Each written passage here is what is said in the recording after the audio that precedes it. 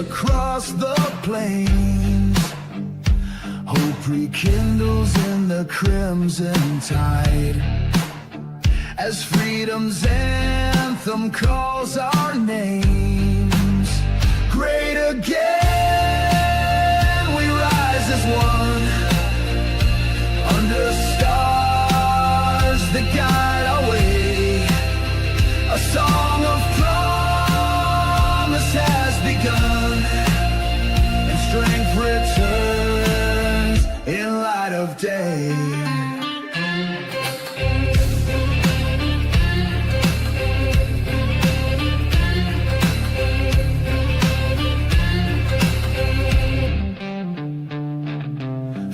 Of dreams are ripe once more. Factories hum with honest pride.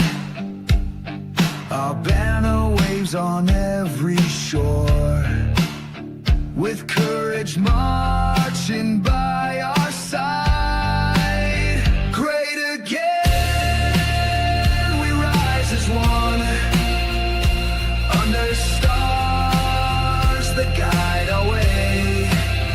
A song of promise has begun, and strength returns in light of day. Through trials dark, we found our steel. The eagle's cry breaks through the night. In unity, our wounds now heal. We chase the dawn with fearless light.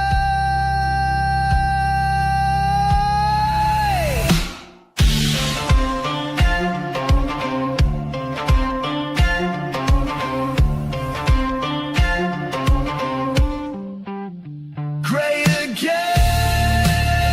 we rise as one, under stars that guide our way.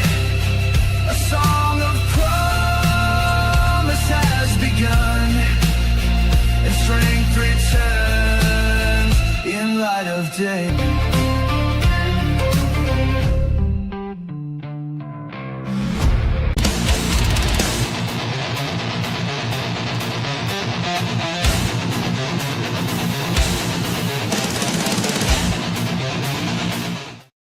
Hey, what's up, everybody? How you doing? Good Friday night to you. How's everybody out there doing? Hit the like button if you haven't, please. It helps us out. How you doing, Dr. Jade? How was your week? Oh, it's another week, you know. Just one Another of those. week? Yeah. Working so hard. Oh, wait a minute. No. I'm not working hard. I'm retired. Yeah, there you go. All right. So, yeah. Is that joke getting old? Every week. Is that joke getting old? Yeah, it kind of is. Yeah. Yeah, but it, it's like standard every week. Yeah, I know. All You right, got to say it at least once. So we got a lot of crap going on now, don't we? Trump is trolling the hell out of Canada. I love it. And the libnuts don't know why. Oh, it's awesome. No, it's worse than that. The libnuts can't figure it out. He's trolling. I know. They can't figure it out. They don't know what's going on. They with just, him. they just like it just doesn't register. And they're like, why is he doing it? I'm like, because they're in the middle of the war. Why is he war? Why is he doing it? He's doing it exactly. He's doing it exactly because that's how you react. Yeah, That's exactly what I know. He's changing the name of Lake Ontario to Lake America. You gotta love it, man. You just gotta love it. It's like when he we're not letting you do that. Yeah, okay, stop us. It's like when he put that hat on that said Trump 2028. I know. Hey, what's up, 42? I mean, that was never anything. He's a troll. Yeah. He's the world's greatest troll. Oh, I know. The greatest troll that's ever been. All right, those of you who are watching, if you're watching later on, we do 2 announcements every week. One is for 42. You can check out his channel link in the description below. 42 is who we call the Ulster Poet Patriot.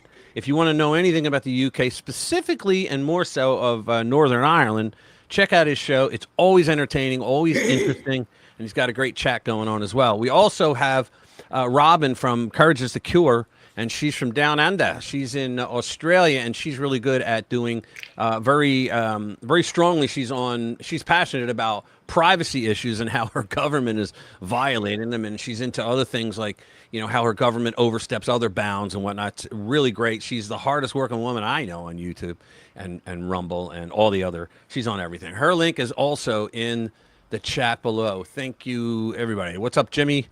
Brother from the same mother. What's going on? There's not a lot of people in here yet. Well, we'll go over the list of what we're going to go over tonight. And hopefully people will drop in then. A lot of times they get here late. So, top one, Trump's top 25 achievements. The list every conservative should know and use, meaning for the midterms. Here we go. I call them knucking fanimals. Tom Brady's new Palo Alto card shop, it's baseball cards, lasted 1 week before thieves smashed it. The thugs, right? Michigan sheriff posts shocking email showing how non-citizens land on the voter rolls. There you go. Team Trump just made their move to take down a violent trans movement. There you go. Why are they the way they are? Canada. Look how small it is up to the U.S. flag. I love it. Guess what the left is blaming for the fatal flooding in Nepal? It's Trump. Kurt Schlichter piece. How is it Trump's fault? Yeah, really. How's it Trump's fault? Yeah. Democrats try to brush aside woke one because the numbskull AOC said woke one was crazy. Yeah, woke two is just as crazy, if not worse, right? So it says, watch Jasmine Crockett glitch out when asked whether she will campaign for Tallarico. They don't want to say it, and she can't say it because of her, whole thing going on with her. Crime up 1,000% in Ceuta after invasion. Gosh, who would have seen that coming, right?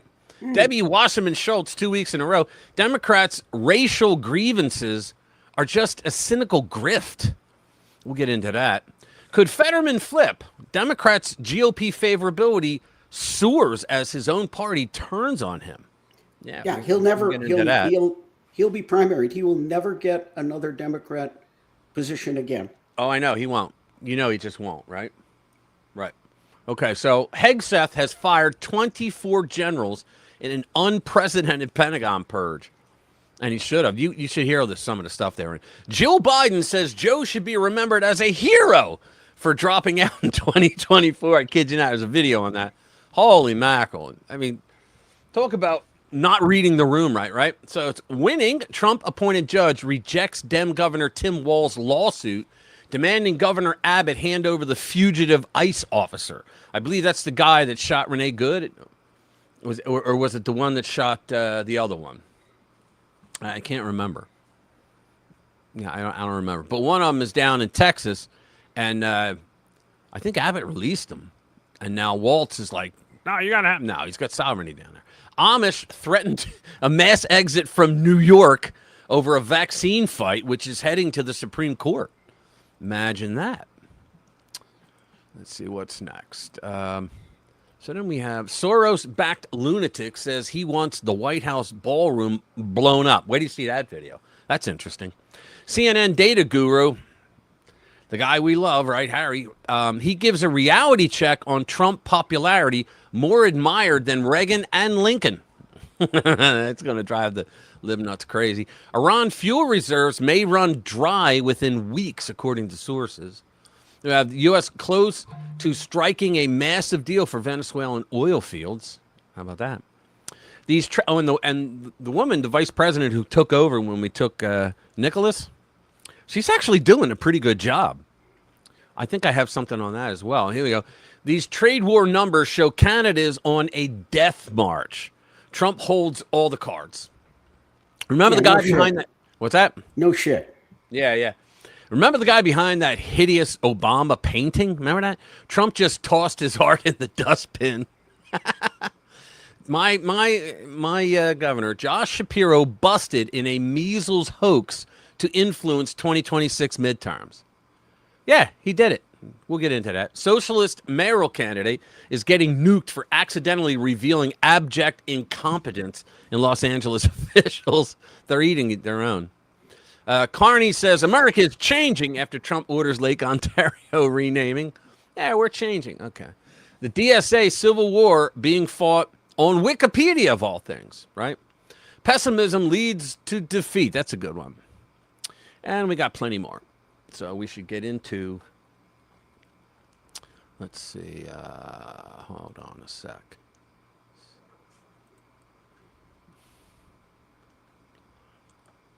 Wow. All right. So let's get on the first one. Trump's top achievements. Let me bring it up. Where the hell am I? Here we are. Okay. So let's go here. Sorry, guys. Why won't it let me? There it is. Nope. Share sorry, instead. That's not what I want. What the hell's going on here?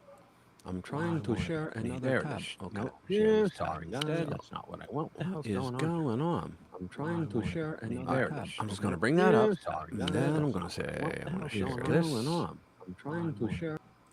Remove. Let's see. Yeah, that was very interesting. We're seeing yeah, I know. Multi-regression. It's been, they did something to, it happened to 42 last week. They did something to the software. I don't know what the hell they did, but okay. So Trump's top 25 achievements, the list every conservative should know and use. All right. So let's bring it up a little. So doom and gloom sells. Good news does here and there, but not like the angsty of or raged stuff does. So something negative can dominate the internet for days. But a major policy win gets one headline, disappears, and by the weekend, half the people who wanted it have already moved on to complaining about the next thing that hasn't been fixed yet. That's pretty much the cycle. And sad to say, but the right has gotten really good at this. Blackpilling has practically become a hobby for many, where every compromise is catastrophic betrayal and every unfinished problem is the ultimate proof that nothing's changed and never will. That's all the influences that left Trump, you know, when he started ending the Iran war. All right. It gets tiring. Yes, there's plenty left to do. Nobody should have walked into Trump's second term thinking Washington was going to become this functioning paradise by Tuesday, not even Wednesday. President Trump inherited a mess that's been built over generations. It's a tangled, absurd ball of confusion, secrecy, and fraud weaving through federal agencies, courts, Congress, trade agreements, immigration law, and foreign policy. Our government is a carefully cultivated bureaucracy that is meant to be so confusing and nearly impossible to unwind. And regardless of what Gavin Newsom says, our president isn't a king. He can't snap his fingers and erase all of that. Politics is messy in the United States. It sometimes means choosing battles, working around activist judges, exactly, especially for Trump, dealing with a hostile GOP Congress, rhinos, and occasionally accepting something less than everything you wanted in order to at least move the damn ball down the field. As Americans watching, that can be frustrating, but it doesn't mean nothing's happening. I know, that's the whole thing. There's nothing's happening, right?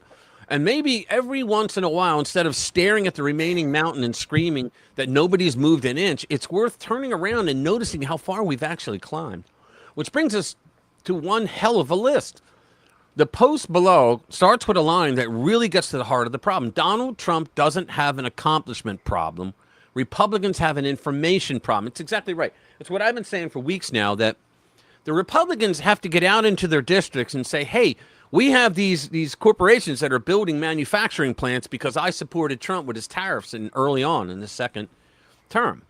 You know, we're going to give, 1,500 jobs here, 1,000 here, 5,000 here. That's what they should be doing, and they're not for whatever reason. Maybe they want to lose, or maybe they don't want to be tied to Trump. I don't know what it is. Maybe it's Rhino TDS. Who knows? Then it brings receipts. The list touches just about every major fight that helped put Trump back in the White House. The border looks radically different. Washington's regulatory machine has taken some enormous hits, and the administration has gone after DEI, changed the federal workforce, pushed American energy and manufacturing, and fought major battles over executive power. You remember all those, right? He won in the first year a boatload of victories in the Supreme Court over things where the legislative branch tried to usurp power from him, and other past presidents gave that power away, and he just took it back. And it's not like he did anything wrong. He said, look, this is written in the Constitution. I have the power to do this. So guess what? Give it back to me. And the Supreme Court said, you know what? You're right, Mr. President. You may disagree with some of Trump's decisions. You may think he should move faster somewhere else. Fine. But before joining the latest online funeral procession for MAGA, it might be useful to know what has actually happened. Here's the full cheat sheet. All right. Donald Trump doesn't have to accomplish a problem. Republicans have an information problem. With the midterms coming, an astonishing number of Republican voters cannot name 3 things President Trump has accomplished, which is remarkable when you consider that Donald Trump has accomplished more in 1 year and a half than any other president ever did in 4. Indeed, he has accomplished so much, so fast, across so many fronts, that most people cannot keep up. The media buries the victories while Republicans do an abysmal job of explaining them. So here's the cheat sheet. It barely scratches the surface, and yet each and every item here is a game changer, and your befuddled black-pilling friends need to know it. This is not a list of promises. This is a list of laws enacted, cases won, policies implemented, agreements secured, and measurable results. You don't have to memorize all 25, learn 5. And when somebody says Trump hasn't done much, seriously, guys, show them the receipts. Trump restored American safety and sovereignty. 1, he made the border a real border again. In a matter of months, Trump reduced illegal border crossings to their lowest level in half a century. Catch and release is finished. The wall is going up and even being expanded. Remain in Mexico is back. And the administration reduced releases into the country by an incredible 99.9%. In other words, stay in Mexico. 2, he reversed mass migration. America recorded negative net migration in 2025 for the first time in at least half a century. So far, nearly 3 million illegal aliens have left the country, whether voluntarily or involuntarily. More than 675,000 forcibly deported, and the rest self-deported. Many of those self-deportations were facilitated by the president's innovative program to offer plane tickets and cash bonuses for illegals to leave, not only incentivizing good behavior, but significantly reducing the cost of deportations. That's right. You don't have the hearings and the bus rides and all that. Citizenship and the law actually means something again. He signed the Lake and Riley Act and required detention of criminal illegal aliens. Named for an innocent girl murdered by an illegal alien, the Lake and Riley Act requires federal authorities to detain illegals arrested for theft, burglary, shoplifting, assaulting police, or any crime causing death or serious injury. It also lets states... Can you imagine that the last administration let people go for those things, for the majority of those things? Wow. It also lets states sue officials who refuse to enforce it. Lake and Riley should still be alive. This law will prevent tragedies like hers. Number 4, history's biggest drop in violent crime and the lowest violent crime rate in 126 years. According to the FBI data, violent crime in America dropped an incredible 9.7% in 2025. That's only 9%. That's a big number. The largest one-year decline in history. Murder fell 18.1%. Robbery fell 18.5%. And America's violent crime rate is its lowest since 1900. This is what happens when you support your freaking cops, right? And you don't have people with the knives out waiting for cops to do something that a libnut doesn't like. And so they can get sued, they get fired, they get suspended. Bullshit. This is what happens when you put the National Guard on the streets in crime-ridden blue cities. Fewer victims, safer streets, and better futures for America's poorest people. Trump launched an American industrial supercycle. Now, this is the part that nobody knows about because the rhinos, for whatever reason, they won't talk about it. Number 5, he made the 2017 tax cuts permanent and better. The one big, beautiful bill locked in the largest tax cut in modern history, including the double standard deduction, the expanded child tax credit, and 100% expensing for factories and equipment. It also delivered no tax on tips, no tax on overtime, an abolition of most taxes on Social Security benefits, and major relief for seniors. Every Democrat voted no. Repeat that. Every single Democrat voted no on this. Now see, guys, this is the one thing you should go out there and say, look, he got, the child tax credit. He expanded that. right? He 100% expensing for factories and equipment. That means that they get to hire more people and expand even bigger, right? No tax on tips, no tax on overtime, guys. You know how many people that affects? No tax on overtime. An abolition of most of the Social Security benefit. I'm surprised that the Gray Panthers aren't out there like jumping up and down and preaching this. All right? Major relief for seniors as well. Every Democrat voted no. There's your contrast. These are all the things that Trump did with the Republicans, and the help, of course, in Congress. And every single Democrat voted no on all of this. With the 2017 Act set to expire in December 2025, it already expired then. That would have resulted, oh yeah, this was written prior to that. That would have resulted in the largest tax hike in American history. 6, he repealed 129 regulations for every new one. In fiscal 2025, federal agencies finalized 646 deregulatory actions in just 5 regulatory actions, 129 to 1. And in nearly every case, the one was to repeal the others. OIRA says the savings exceeded those of Trump's entire first term. But people, they don't want to talk about it. I didn't get any of that money. Well, maybe that's why you can get tax breaks. That is more freedom, lower costs, and less bureaucratic sabotage. Of these, the crown jewel was the repeal of Obama's 2009 endangerment finding.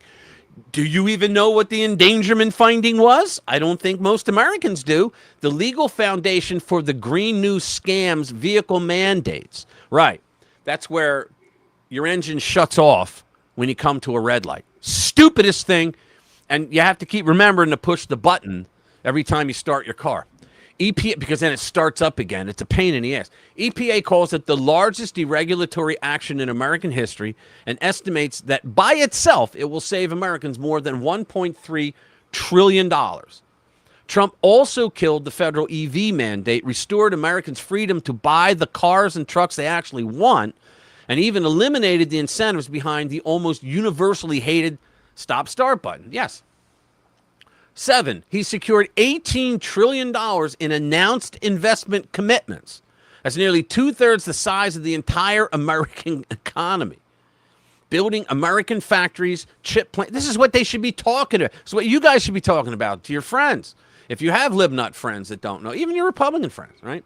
Building American factories, chip plants, data centers, energy projects, steel mills, shipyards, and supply chains, employing American workers. Apple, Meta, NVIDIA, Micron, Hyundai, U.S. Steel, Ford, Taiwan Semiconductor, and many other corporations and sovereign wealth funds are betting big on Trump's America. No president has ever done anything remotely like it.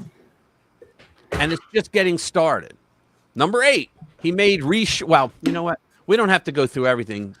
Yeah, there's 25 of them. Yeah, I'm not going to go through all 25. But let's say he did a shitload of stuff that most people are not going to give him credit for. You know what I mean? Yeah, let's see.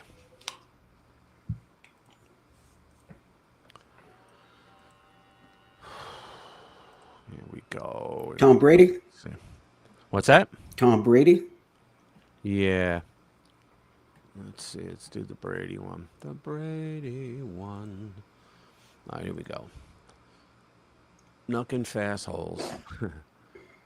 Let's do this. Yeah, this is a shame. Tom Brady's new Palo Alto card shop lasted 1 week before thieves smashed it. Thugs. Animals. So Tom Brady came home. California thanked him the only way it knows how. A little more than a week after the 7-time Super Bowl champion cut the ribbon at Card Vault by Tom Brady in Palo Alto, somebody put a rock through the glass. Then they put a rock through the cases, and then they walked out with about 60 trading cards worth more than $12,000 and vanished into the state that has spent a decade teaching thieves they could vanish. Palo Alto police say the break-in hit the shop at Town and Country Village around 12:30 a.m. Saturday.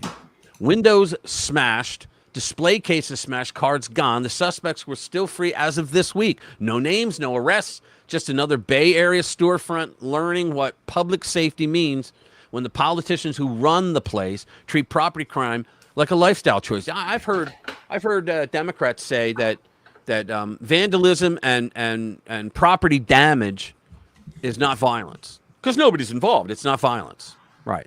Tell that to the insurance people, right? He told KT, let's see, Brady grew up a few miles away in San Mateo. Great. He told KTVU the opening felt very surreal. Fans waited more than 8 hours. The mayor showed up. So did the police chief. Brady signed hats, signed cards, signed a wall, and talked about collecting as a kid who loved the 49ers, the Giants, and the Warriors. So 7 days later, the vault was a crime scene. That is the California welcome wagon, a card shop in a state that cannot guard a window. Card Vault sells sports cards, autographed memorabilia, Pokemon, Magic, the whole modern collector catalog. The Palo Alto store is the chain's third location in California, with shops already in San Francisco and Sacramento. Brady took a stake in the company in 2025 and has been showing up at openings the way he used to show up in January. Crowds follow him, so apparently do people who smash glass for a living. This is not Card Vault's first bite. Last fall, a thief walked out of the Soho shop in New York with nearly $10,000 in baseball and Pokemon cards after working the tap-to-pay terminal until an employee thought the sale had gone through. Fox News reported the same caper. New York at least put a face on a poster. Palo Alto has a broken window and a shrug. That's a shame, man. That's a shame. All the stuff he did for the game, and they're just going to allow it to happen. And that is a real shame. You know? Damn. Hey, what's up, Pam? Good to see you. Thanks for being here. Appreciate it. Hey, why don't you do a video? Yeah. That video I want to see about the LA City Council. Oh, yeah. That's got to be good. Yeah, it's good. I honestly thought... Oh, no, this is Nick Shirley. Yeah, let me get past the... Oh, no, okay, cool. I could do it. Yeah. Oh, come on. Jesus, come on, Nick. Damn. I keep trying to bring it up, and he just won't shut the hell. All right, so here we go. Let me bring it up. Share screen. LA County. LA City Council proposes government-funded sexual relief clinics for the homeless. If you thought Los Angeles and California couldn't get any more crazier, watch this. I'd like to propose that Los Angeles consider a pilot program for free hygienic sexual relief clinics, primarily serving the homeless and unhoused. You believe this? This means equality. It means private sexual relief through masturbation or, where appropriate and consensual, with a partner. All funded by public tax dollars and managed with professional oversight. Yes, you heard that right. Here in Los Angeles, they're considering a pilot program for hygienic sexual relief clinics. This means that homeless would have a location for them to go and masturbate and have sex in. So imagine... Guys, tell me what you think in the chat. Is this a troll by the guy that was talking there? Not Shirley. You think it was I think it was a troll. I think it was a troll to see if the Democrats on city council would take it seriously. Yeah, I remember Mark Dice used to do that a lot. He would go in there with like the glasses on and the piece of tape in the middle, and he put on an accent and he'd start talking stupid stuff like that. What do you think, Jade? I think the libtards are crazy enough to say that. I think they are too. Yeah, and my reaction is just the same as yours, 42. Yeah, yeah. It's like, what? I know, but I think the guy is, I don't know who the guy is, but I think it's a troll though. No, I think somebody's got it in the back of their mind that, oh, well, they'll feel better about this and they won't be so dangerous and they won't do this and that. And yeah, all right. I listen to this guy. I think that guy's trying to make a point, and I don't think it's a troll. Yeah, well, let's listen to the rest. A location like Skid Row right here, they'd have a place where the homeless can go masturbate and have sex in.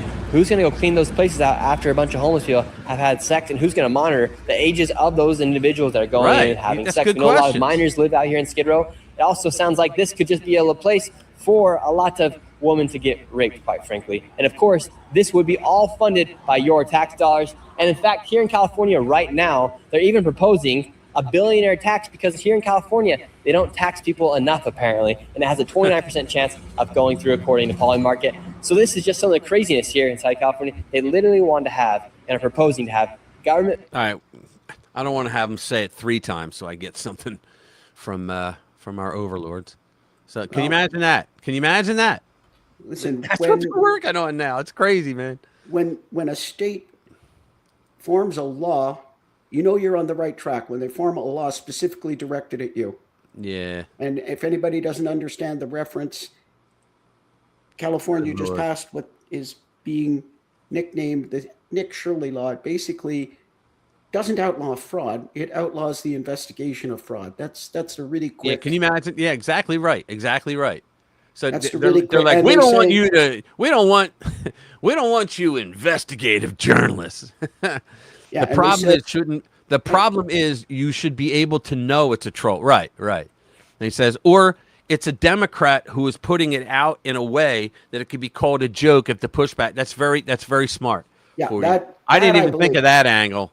That I Yeah, I know believe. they do that, but I didn't think of that. I thought it was just a troll to see if the Libna, because Mark Dice used to do that, and he used to get some of them to agree with him. It's just to show how ridiculous the Democrats are in city council in LA. Yeah. Yeah, but they say this law is good because they want to stop investigative journalism into the fraud because that, it decreases the confidence in the government system. Oh, good Lord. Can you Well, believe it? All right, so let me I pick don't know one now. about you, Rich, but I couldn't have any less confidence Yeah, in yeah, I know. most I know. governments. Hang on. Here we go. For our Canadian friends, let's see. Hey, 40, where is everybody? Do you know? You know everybody, right?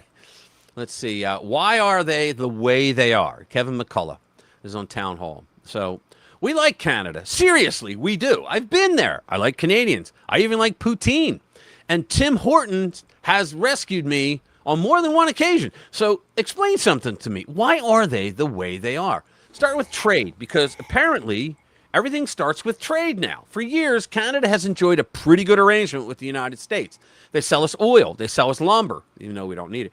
They protect their dairy industry behind tariffs and quotas that would make an American farmer's head spin. Then, when Washington finally decides maybe this relationship could use a little recalibration, Ottawa discovers the word fairness. Funny how that works. Canada responded to the latest American tariffs by matching them dollar for dollar. Very tough, very defiant. And then started making exceptions when the consequences got uncomfortable at home, including seafood. Apparently, the revolution will not interfere with the salmon. That's politics. I get it. Governments protect their industries. Prime ministers have voters too. But spare me the wounded neighbor routine when the United States finally decides to protect its own interests. See, that's the problem. The United States, for a lot of years, did not want to protect its own interests. We literally had politicians for over a decade, right, that gave a lot away to foreigners, I guess because they wanted to love us. Well, who gives a shit whether they love us or not? Why are you screwing the American workers? All right. Then there's the lake. President Trump signed an executive order renaming Lake Ontario Lake America on the American side of the border. And Canada lost its mind. Collectively, they did, because they're communists now. Canadian officials called it real foolishness. Maybe it is. It's also funny. More importantly, it changes almost nothing. International bodies don't suddenly have to call it Lake America. Canadian maps aren't being confiscated at the border. Nobody from the United States Coast Guard is paddling across the lake with a Sharpie. It's a gesture. It was a troll, is what it was. And Ottawa seems considerably more offended by the gesture than by the trade policies that helped provoke it. Want Lake Ontario back on American government documents? Here's an idea. Come back to the table. Negotiate. That's what neighbors do. And you know what? Carney is trying to kiss up to the Chinese right now, to the CCP. Oh, yeah. Yeah. Canada's taxpayer-funded national broadcaster reportedly issued internal guidance ahead of the 25th anniversary of September 11th, instructing journalists not to describe what happened that morning as terrorist attacks. Why not? Instead, we're supposed to talk about hijackings that led to passenger jet crashes. Passenger jet crashes. I had to read that twice. Nearly 3,000 people were murdered on September 11, 2001. 19 al-Qaeda terrorists hijacked 4 commercial airliners. They deliberately flew 2 of them into the World Trade Center. Another was deliberately flown into the Pentagon. Passengers aboard Flight 93 fought back before that airplane crashed in Pennsylvania. That wasn't a collection of passenger jet crashes. It was terrorism. If that doesn't clear the bar for the word, the bar doesn't exist. And apparently, CBC's concern is that terrorist is too loaded, too politically fraught, too compromising to the network's impartiality. Are they importing a boatload of Muslims into Canada now? Oh, except for the tense of the word, yes. It's not importing; it's imported. Oh, all right. Impartial. Now you know why they're not going crazy over the shit. Hang on a sec. Here we go. All right. So where was I? Yeah. So the impartiality toward whom? Al Qaeda. There are moments when our obsession with sanitizing language becomes so absurd that the sanitizing itself becomes dishonest. September 11 is one of them. Nobody needs a euphemism for what happened that morning. We don't honor the dead by sanding the edges off the evil that killed them. And this is where Canada loses me. We're not talking about some hostile country halfway around the world. Canadians are our neighbors. They're our allies. They're our friends, which makes all this stranger. You want to fight with us about tariffs? Fine. Let's fight about tariffs. You want to be mad about Lake America? Be mad. I suspect President Trump will survive the criticism. But don't tell me September 11 was a collection of passenger jet crashes. That's where the joke stops being funny. 25 years is long enough for children born after September 11 to become adults, get married, and start raising children of their own. It's long enough for memory to soften. Long enough for people who didn't experience that morning to know it primarily through photographs and documentaries, which is precisely why words matter now. Those planes didn't crash because of mechanical failures. The towers didn't fall because of an accident. The Pentagon wasn't struck because somebody made a navigational error. Terrorists attacked America. Say it. Maybe that's what bothers me about all three of these stories. Not Canada itself. I like Canada. It's the weird insistence that reality needs to be repackaged before anybody's allowed to talk about it. A tariff becomes unfair only when America imposes it. A symbolic name change becomes an international outrage, and terrorism becomes a passenger jet crash because apparently the accurate word might offend somebody. Voters. No. Sometimes friends need to tell friends when they're being ridiculous. So Canada, from your neighbor to the south, with genuine affection, keep the hockey, keep the poutine, keep Tim Hortons. We'll even talk about the lake, but September 11, leave that one alone. We know what happened, and we're going to call it what it was. That was amen, brother. Yeah, that was a good read. Yeah, that was really good. I like that. I like that guy. Yeah. Okay, so let's get rid of Brady. All right, so now let's see. Let's talk about AOC's. Oh, I was going to talk. I was going to get you to talk about Nepal. Yeah, we'll do that after the Kurt Schlichter story. Yeah, Democrats try to brush aside woke one because she came out in an interview and said woke one was crazy. No, Rich. Before you go on. Yeah. What is? I've been trying to figure this out. Woke one was crazy. She's the first one that I've heard say woke one. Well, I didn't know there was a woke one and a woke 2 or 3 and 4. Well, that was her announcement. That's the way she announced it. Yeah. Because what they're trying to look, it's the age old, the shuffle, right? Yeah. Yeah. Well, all that stuff, that was in the past. Past doesn't matter. How about it doesn't matter at all, right? Yeah. The past, screw the past. That's in the past. You shouldn't, be dwelling on the past. Yeah. Right now we got woke 2. Yeah, please. Kansas City shuffle right there. Yeah, exactly. Woke 1 was crazy. So said Representative Alexandria Acasanina Pinta Santa Maria Cortez on ABC News earlier this month. We played it here. She said she was quoting New York City Councilman who cares? Whom the New York Times characterizes as far left. I'm surprised the New York Times characterized anybody as far left.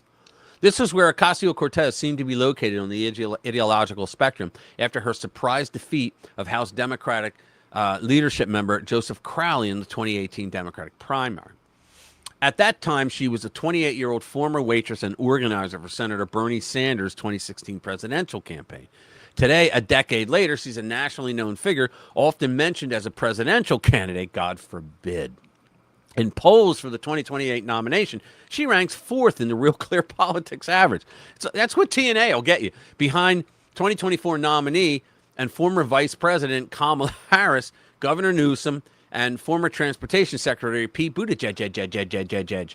And Polymarket places her odds of winning as better than any of theirs. As a possible national candidate, Ocasio-Cortez obviously has a motive to brush aside, as she did with a charmingly self-deprecatory laugh, the exotic positions she and other Democrats took on issues, particularly after the death of St. George Floyd in May 2020 and the ensuing multi-city violent rioting. Exotic positions. Does that have anything to do? Does that have anything to do with the Kama Sutra? Yeah, crazy, right? I mean, just crazy stuff, right? So they included demands to defund the police. We all remember this, right? Or even abolish police departments. And I'm going to be honest with you. I think they went through that movement. And if you remember, that was at the city council level that they actually did this, right? And I think they did it because the city councils, they were all Democrats, right, in those cities. And I think they realized that, you know what, these people that are rioting, they're not stupid. They're going to figure out that we're the reason why their life is hell because we run this shithole. So we're the ones responsible. So you know what? Yeah, defund the police, man. It was they wanted to blame someone else other than themselves for them living a life of shit. Let's be honest. That's what it was. Okay, they included Democrats blaming somebody else. How novel! I know. They included demands to defund the police or even abolish police departments, to step up the already institutionalized demands for diversity, equity, and inclusion (DEI) hiring, and promotions in bureaucracies, public and private, for racial reparations. These weren't just words. Cities such as New York, San Francisco, Chicago, and Minneapolis did hustle to partially defund their police departments. And we read the stories where they were all over the place with problems. Just problem after problem. People couldn't get cops to come for a day. The Floyd riots and calls for defunding police were immediately followed by a sharp spike upward in violent crime. Gosh, who would have saw that coming? Yeah, what a surprise. Liberals have characterized that spike as a response to COVID-19. But charts compiled by writer Steve Saylor make it clear that the spike began not with the lockdowns, but with the riots and Woke One depolicing. At the same time, the lockdowns enforced with Woke One censoriousness, whatever, were causing not only economic damage, censoriousness, thank you. We're causing not only economic censoriousness. There's a ness there. Don't forget the ness. Yeah, don't forget the ness. All right, we're causing not just economic damage, but also long-lasting harm to children who were kept out of teacher union-run schools long after it was clear the children were not vectors of the virus. Exactly. And Woke One, it was because the freaking teachers' unions, they didn't want to work. They didn't want kids in a classroom. And Woke One transgender demands for biological men and women's sports and public financing of even pre-adults gender transition surgery were advanced by the Biden administration and endorsed by Harris. Now, there are numerous signs that the nation is putting Woke One so far in the rearview mirror as to be invisible and has little appetite for Woke Two. Items include the lack of visible, vehement protests at the elimination of DEI programs, racial quotas, and preferences in federal regulations in many state and local governments, and even in their strongholds in the universities. You hear grumbling about the Supreme Court's 2023 ruling in Students for Fair Admissions versus Harvard, but nothing like the politically charged attacks on its 2022 overturning of Roe v. Wade. There's covert opposition and attempts to retain DEI under different labels, but you don't hear Democratic candidates talking about the issue. Similarly, there's a dog who didn't bark response to the Trump administration's effective shutdown of illegal immigration on the southern border. Missing that, shutting the border down was the number one reason Trump got elected both times. Well, the second time, a lot of it was because the Democrats did such a horrific job. And I would argue it's the reason he got elected all three times. Yeah, well, that's a different story for a different day. That's a different story, yeah. So missing from the political dialogue have been media stories about the asylum seekers who are obliged now to pursue their claims, not from somewhere in the continental United States, but from a not particularly helpful or sympathetic Mexico or somewhere even more distant. Violent crime rates seem sharply down. After the Floyd riots, homicides rose even more in 2021. That's when Trump wasn't president and seemed on the trajectory to reverse all enormous progress in crime reduction accomplished since the reforms pioneered by Mayor Rudy Giuliani in New York in the 1990s. Look what they did to him. Homicides declined in 2025 to below the lowest numbers of the post-Giuliani years, and the FBI reported that violent crime dropped 9.3%, the biggest drop since 1936. I think the libnuts, the biggest thing that they're trying to do now is get think tanks up so they can take away credit from Republicans lowering the crime rate. See, when Democrats lower crime rates, what they do is they don't report certain types of crimes. If you don't report it, your crime rate goes down. They did that in New York. They did it in Philadelphia. They did it out in LA. They did it in a lot of places. For 2026, statistics aren't fully available, but there are starkly lower rates of violent crime in New York and Baltimore. Baltimore has seen a huge drop in homicides in the 2020s. Why the huge drop in violent crime? No one is sure, but it comes as Democratic politicians are hastening to assure us that they never actually really wanted to abolish the police and the prisons when they were saying so back in Woke One. See how that works, Jay? You get to say, oh, this was under Woke One. We don't like Woke One. We just don't. Hey, what's up, Commander? Yeah, I gotta check in with people because I read too long. Let's see. What's going on, Commander? How you doing, man? We are all doing great. Gales of ill-mannered laughter. How about her? And as a Canadian, I'm sorry for you shitty politicians. Bro, it's not you. We know it. It's not many of the people up there. It's just your politicians. Expect a circus. I know. Expect the carny. Expect the circus. That's great. Communist broadcasting. That's good. Let's see. There you go. I-40. Cool. Cool. Yeah, 40, I'm going to send you an email soon. So look out for it, please. I'm doing great. Awesome. 42, you're always welcome here. Yeah. Car to drive. Nice. It was real. What was real? Woke? Yeah. Brother, good to see you. Cool. Now I'm caught up. I love American brothers and sisters. Yeah, when you moving down here, man? And where are you going? Don't say Detroit. 10 joules. Okay. All right. The revelations of the hypocrisy and lies of Dr. Anthony Fauci and other public health officials. Walensky was another one.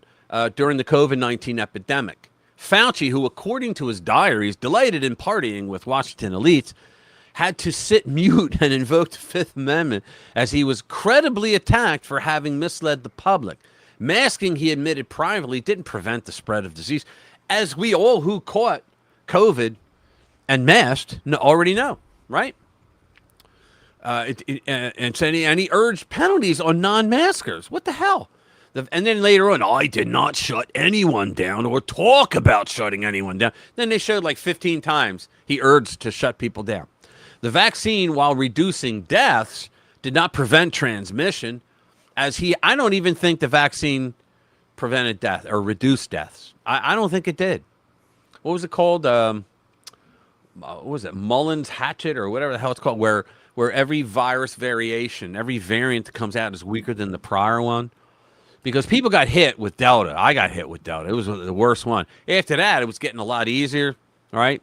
And then it was truly just the elderly and people that were very sick.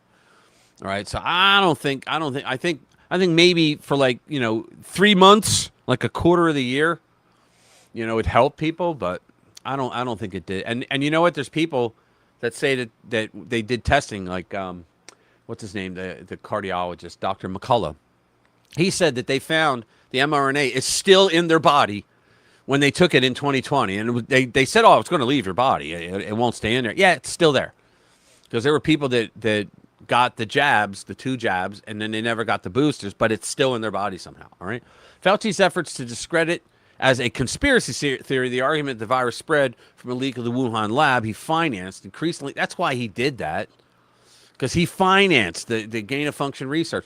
Look, very much like an effort to cover up the evidence that he financed the lab. There we go. Gain-of-function research surreptitiously to make the virus more dangerous in violation of a presidential order. I've always said, right? Haven't I? That Obama told him, knock it off with the gain-of-function, to his credit, knock it off with the gain-of-function work because it's dangerous. It's too dangerous. And so what did he do? He shipped it out.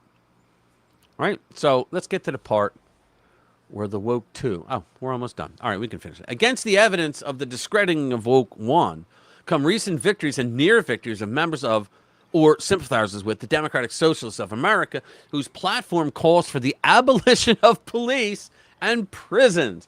Those candidates have been emphasizing economic issues, however, which passed muster in Democratic primaries, but may not in general electorates in such states as Michigan. It won't. What is not apparent, but you know what? The press will do their all to try to make the DSA communists look like they're normal people, right? Of course. What is not apparent in the political landscape is nostalgia for woke 1 police defunding, for heavy-handed statism like Fauci's COVID-19 regime, or for a revival of the Biden administration's open borders immigration policy. Democrats may be able to capitalize on the current Trump slump this year, but we just read 25 top achievements for this year. But for 2028, they may not be able to dismiss questions about woke 1 and woke 2 as flippantly as Ocasio-Cortez tried to do this month. That's exactly right. I don't know why she doesn't try and run for Senate and take over Chucky's job. She would have taken it too. What's up, Louie? Good to see you, brother. Chris, Chris. She would do it. Good to see you, man. Well, I don't know. I don't know. Get the seat. Well, she would win. I think she would win. But yeah, because TNA vote. I keep saying that. People don't listen to it. It's TNA. Yeah. She's a knucklehead. All right. She once said in an interview that the reason why Trump was experiencing low unemployment is because most of American workers have to work more than one job to get by. She has an economics degree, and that's how she answered it. Yeah, Holy mackerel. She needs to sue that university. Yeah, lib nuts who are watching this are probably going, what's wrong with that? Yeah, well, you know? They also need to sue their universities.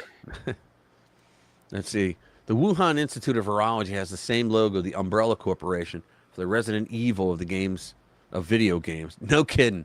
Oh, wow. Interesting. Yeah, TNA. Yeah, that's why they voted for her. She won an audition. But I think I mentioned this week that the problem with her is like, who's behind her? Who's pulling the strings? Yeah, exactly. Because, you know, she doesn't come up with all this shit herself.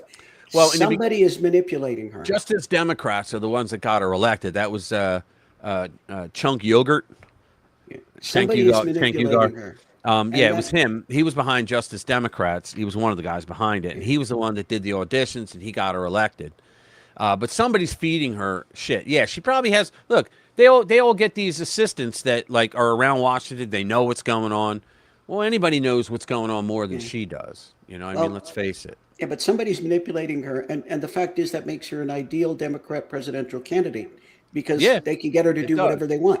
Yeah, it does. It absolutely does. But I don't see a way that she would win POTUS.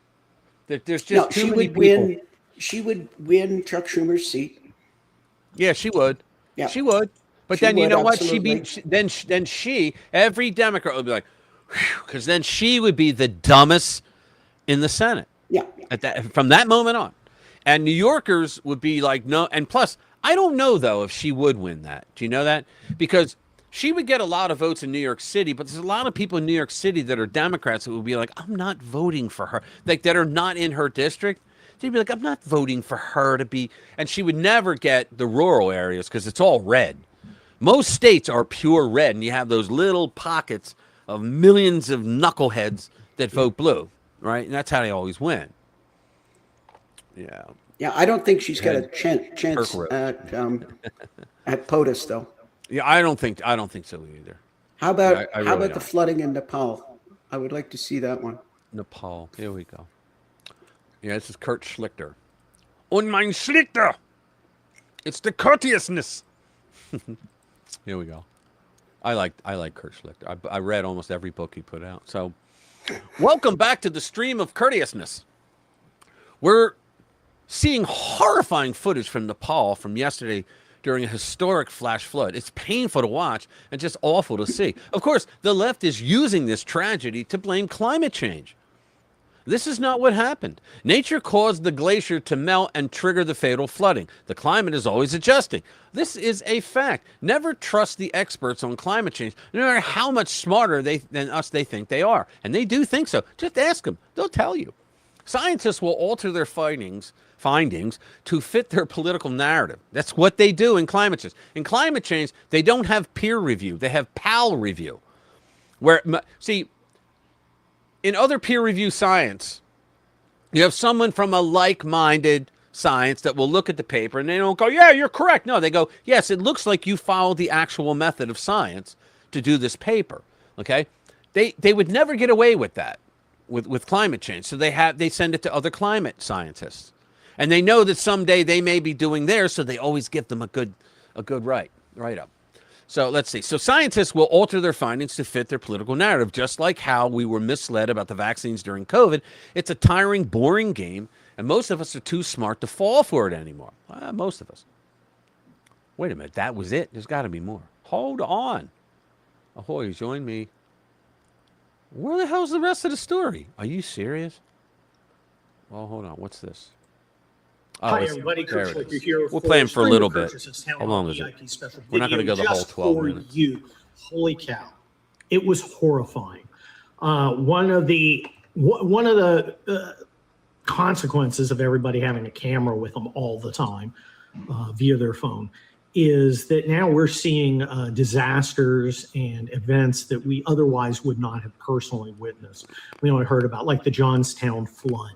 Okay, we heard about it, we've seen drawings of it, but we haven't seen footage of it. Man, what happened in Nepal yesterday with the glacial lake breaking down, unbelievable, horrifying. I mean, good way Lord. To make it bigger. I mean, we watch, you look at those videos, you're watching people die. And I don't want to minimize any of that. It is horrifying. And it is also not a time for the climate change cultists to pipe up about, see, no one is more excited about disaster, pain, and suffering than communist ideologues. And that's what climate change nuts are. They're communist ideologues. Yep. Because if you noticed how all the remedies for climate change, every single one of them involves adopting wholesale the same communist type objectives. Between get rid of controlling free enterprise, controlling people, limiting our freedom, taking our money. The entire agenda that they always wanted just happened. What a coincidence to be exactly what is necessary in their minds to cure climate change. Well, let me make it really clear. What they call anthropomorphic climate change. It used to be called global warming until it got colder. And then when people said, well, if it's colder, I guess it's not global warming anymore. I guess you were wrong. No. It's climate change. So if the climate changes at all, we're right. And you have to submit to communist domination. Yep. Climate change was not the cause of what happened in Nepal. It simply was not. Well, the glacier broke apart because it was melting because of America. In the West. Now, think about it, that's what they always believe, though, the libnuts in climate change, that if Americans didn't stop having a good time, the world's going to end in 12 years. Isn't that what Knucklehead said? AOC. Yeah, 12 years. That was like 5 or 8 years ago. It was in 2018. Okay, which is the greatest generator of so-called climate emissions in the world, and it isn't even close. And India's right there. It's another huge one. All the people in the West who are, skipping plastic bags and, not having barbecues because of the climate change, making sacrifices to Gaia, the climate angry climate goddess. Crazy, she's always angry and must be appeased. These third worlders are not to blame. You are. And, of course, that, along with changing the name and the fact that every single remedy is exactly what the communists always wanted, gives away the game. Now, what happened in Nepal? You may have had an earthquake. You may have just had the collapse of a glacier. Guess what? Glaciers calve like a calf. They break apart. They fall into lakes that are created by rubble.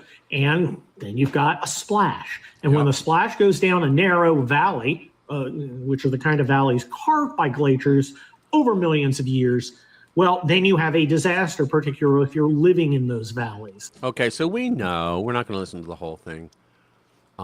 We know What kind of SUVs did the dinosaurs drive? That's what I want to know. Exactly. And I remember for years they were saying that this one iceberg was melting, and it was because of climate change. And here they found it really was melting, but it was because there was volcanic activity under it. And when you apply heat to ice, guess what happens? It shrinks. Hey, what's up, Billy? Good to see you, man. Anti-human, anti-global north. Yeah, anti-what? Yeah, exactly. Yes. Say it, brother. Yes. What if the Earth thinks an oil rig is like popping a zit? There you go. That's funny. Good one. I mean, it's very simple. You know this, Rich. This Earth of ours has been both much warmer and much cooler in the past than it is today. They say we're still in a cooling phase. Well, actually, we're in the middle of an ice age. It's called the interglacial period. Yeah, they're saying it's still that we're still involved in it. Yeah, it's still an ice age, but the glaciers have retreated. Right. So technically, we're actually still in an ice age. Well, you know about the failing of the poles, right? But the thing is, the politicians, they don't want to talk about it yet because they don't know how to blame it on us. Not Republicans, on humanity. They can't say it's caused by climate change, and there's nothing that's going to fix it either. If you can't blame Trump, what's it worth? Yeah, exactly. Yeah. Interglacial. That's what I said. Did I say something different? No. No, you said it. So did he. Yeah. Our chatter's smart. So do any of you know the CO2 content in the atmosphere? Not me, because I don't care. Is it 0.03? Okay. Yeah, it's very low. That's if you watch the movie Apollo 13, they were watching their CO2 go up. And once it gets to... Is it to 50, what? 50? God, where's my brain these days? Once it get up to a certain amount, they were cooked. Yeah. So, I'm going to pick the next one. It's time for a Sydney Sweeney. For a Sydney Sweeney story. And why not? Because it drives the libnuts crazy. So Sydney Sweeney she still hasn't apologized. Wins flawless victory. Of course she won a flawless victory. Okay. It feels like she still hasn't apologized, which is the best thing about it. Yeah. It feels like, I know, apologize for what? Because she has great genes? It feels like just yesterday that Sydney Sweeney appeared in a commercial for an American Eagle that sent society into a one-sided culture war battle that was so devastating for the woke left. Was that woke 1 or woke 2? I don't know.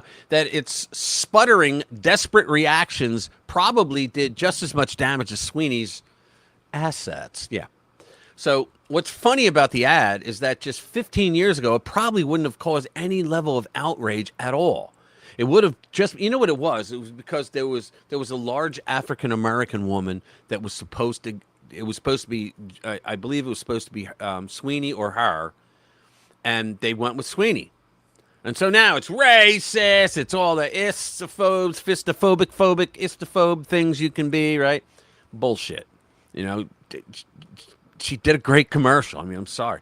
It would have been just another ad for a clothing brand, but in the era of wokeness, a beautiful white woman appearing front and center as she talked about her genes was so controversial that it made headlines. Sweeney's crime was that she wasn't actually a man pretending to be a woman, fat or diverse. Here we go. Genes are passed down from parents to offspring, often determining traits like hair color, personality, and even eye color. My genes are blue. Sydney Sweeney has great genes. My genes are blue. You know how many libnuts were just triggered by that? Retrospectively, this singular ad was a nuclear device that went off and destroyed a decade's worth of corporate DEI on-screen mandates. Other companies began rolling out ads with conventionally attractive white people as the main or only character in the ads, only spurring the knee-jerk response of Nazi propaganda from woke leftists and an endless tidal wave of temper tantrum throwing from leftists on TikTok. But there was, which we just love playing here. But the response was too positive. American Eagle's sales skyrocketed, particularly the jeans worn by Sweeney in the commercial. Web traffic doubled. Stock prices rose as well, making investors happy. What do we call this? What do we call this? Yes, we call it success, and we call it America. We call it playing the game the right way. It's marketing, right? Everything's marketing. They did a great job, and look what happened. Everybody made money. It's capitalist marketing. There you go. Most importantly, AEO reached a level at American Eagle, reached a level of brand awareness it hadn't experienced in years. The signal couldn't be stopped, no matter how much the leftist media attempted to stop it. Trick question. AEO reached a level of brand awareness it hadn't experienced in years. Quick question. What is the purpose of marketing? Yeah. Hello. Yeah, it's branding. So that not only what's in the commercial, but what has that brand on it. That's what you want. You want people to look at that brand and go, "Yeah, I trust that." Right? That's what you want.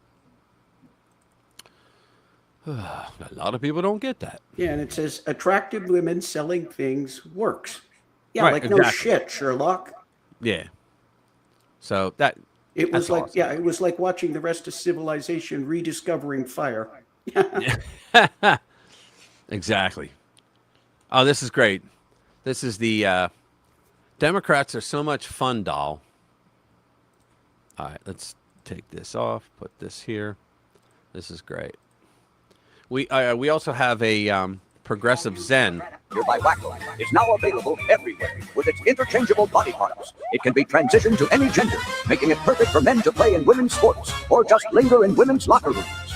And with the Furries expansion pack, it can take on any persona or expand the possibilities with the Protester pack, complete with ICE vehicle to block. Order today and get your choice of the abortion pack to perform abortions all the way up to and through the 9th month. Or Commie pack, completely free and big tent full of your favorites like She, Mamdani, and AOC. Look, Mom, I made it look just like a Democrat. Order today while supplies last. Love that. That's cute. I just had to play that. What's I was just hit by a very serious thought. Did you hear? And I think it came. I can't remember where I saw this. I think it came out of California, and there was discussions. Basically, I mean, you know how they go right up to the end. Well, they're talking about post-birth abortions, and this guy is up there talking about how they're going to keep the newborn comfortable and discuss with the mother what she wants to do. Oh yeah. Well, they did that under Obama when Obama was in the state senate in Illinois. They had a thing that said that if the baby was accidentally birthed, yeah. Oh wow. Oh guys, thank you.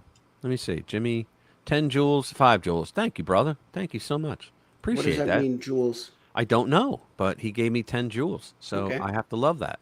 I don't know, man. Thank you. Yeah, but post-birth abortion, when you're talking about yes, yeah, they did that, Billy.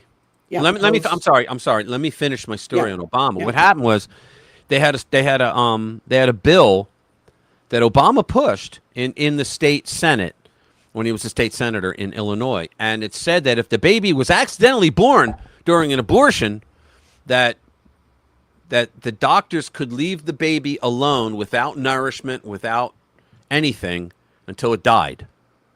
And Obama was the only one, I believe, who got up and spoke about that. You know, talking about it was the woman's intention, it's the right to her body. I'm like, but there's another body there. It's not your body, bro. You know, it's another body there. The child was born. It was infanticide. Yeah, and they're talking about, well, just keep the newborn, just keep it comfortable. Now, to be honest, I don't know whether or not, whether it passed or not. I don't know. I don't know if it passed, but the story was that he was the only one who stood up and like cheered for it. Not, like, yeah, kill the unborn, kill the born. He didn't do that. I don't know what the fuck the Jewel stuff is either. Oh, all right. Yeah, I don't know. I don't know, man. You guys can send me all the jewels you want, but you know what? It's under the starred stuff. It's under super chats. Yeah, I don't know. Yeah, but we have a public service announcement. It's the latest in progressive Zen. So here we go.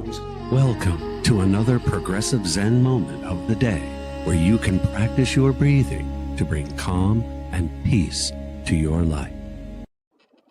Why, yes, I do in fact wish I had a man to take care of it. But if I start crying or raising my voice, a man is going to tell me that he's too busy and he has work to get done, and maybe I should calm down before he comes and helps me handle it. So yes, I would love a man to come and handle it. Is there a man who can handle it? This has been Progressive Zen, enhancing peace around the world.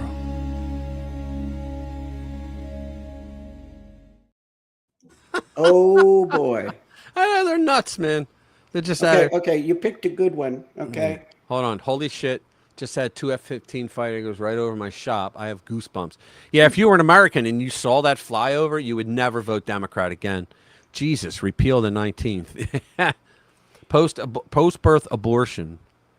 I would get the death sentence for that. How ironic. Yeah. That woman in the PSA, she had not only 1 but 2 nose rings, maybe 3. I couldn't see the other. Yeah, I think there were 3 septum rings there. Yeah, I couldn't really see the one on the right, and she had green hair. I gave somebody today. Just today, a male friend of mine. Actually, he's my guitarist, and I gave him some advice. Yeah. He's divorced and he's dating again, and I gave him some advice. You know what I told him? What's that? I said, sweetie, don't fuck crazy. Yeah, exactly. Just don't. Yeah, don't do it. Just don't. Just say no. As Kamala said, don't. Yeah. All right. You're like Nancy Reagan. Just say no. Yeah. They said that the libs made fun of it. They said though that was the tracking it. That was like the best one that they had. Yeah, this is great, guys. Do you like roller coasters?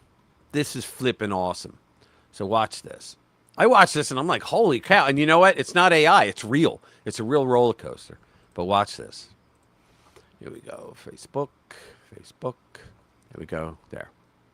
Where's the track? Where's the track? Backwards? Yes, and look, there's no track. Uh-oh. They're connected to the side.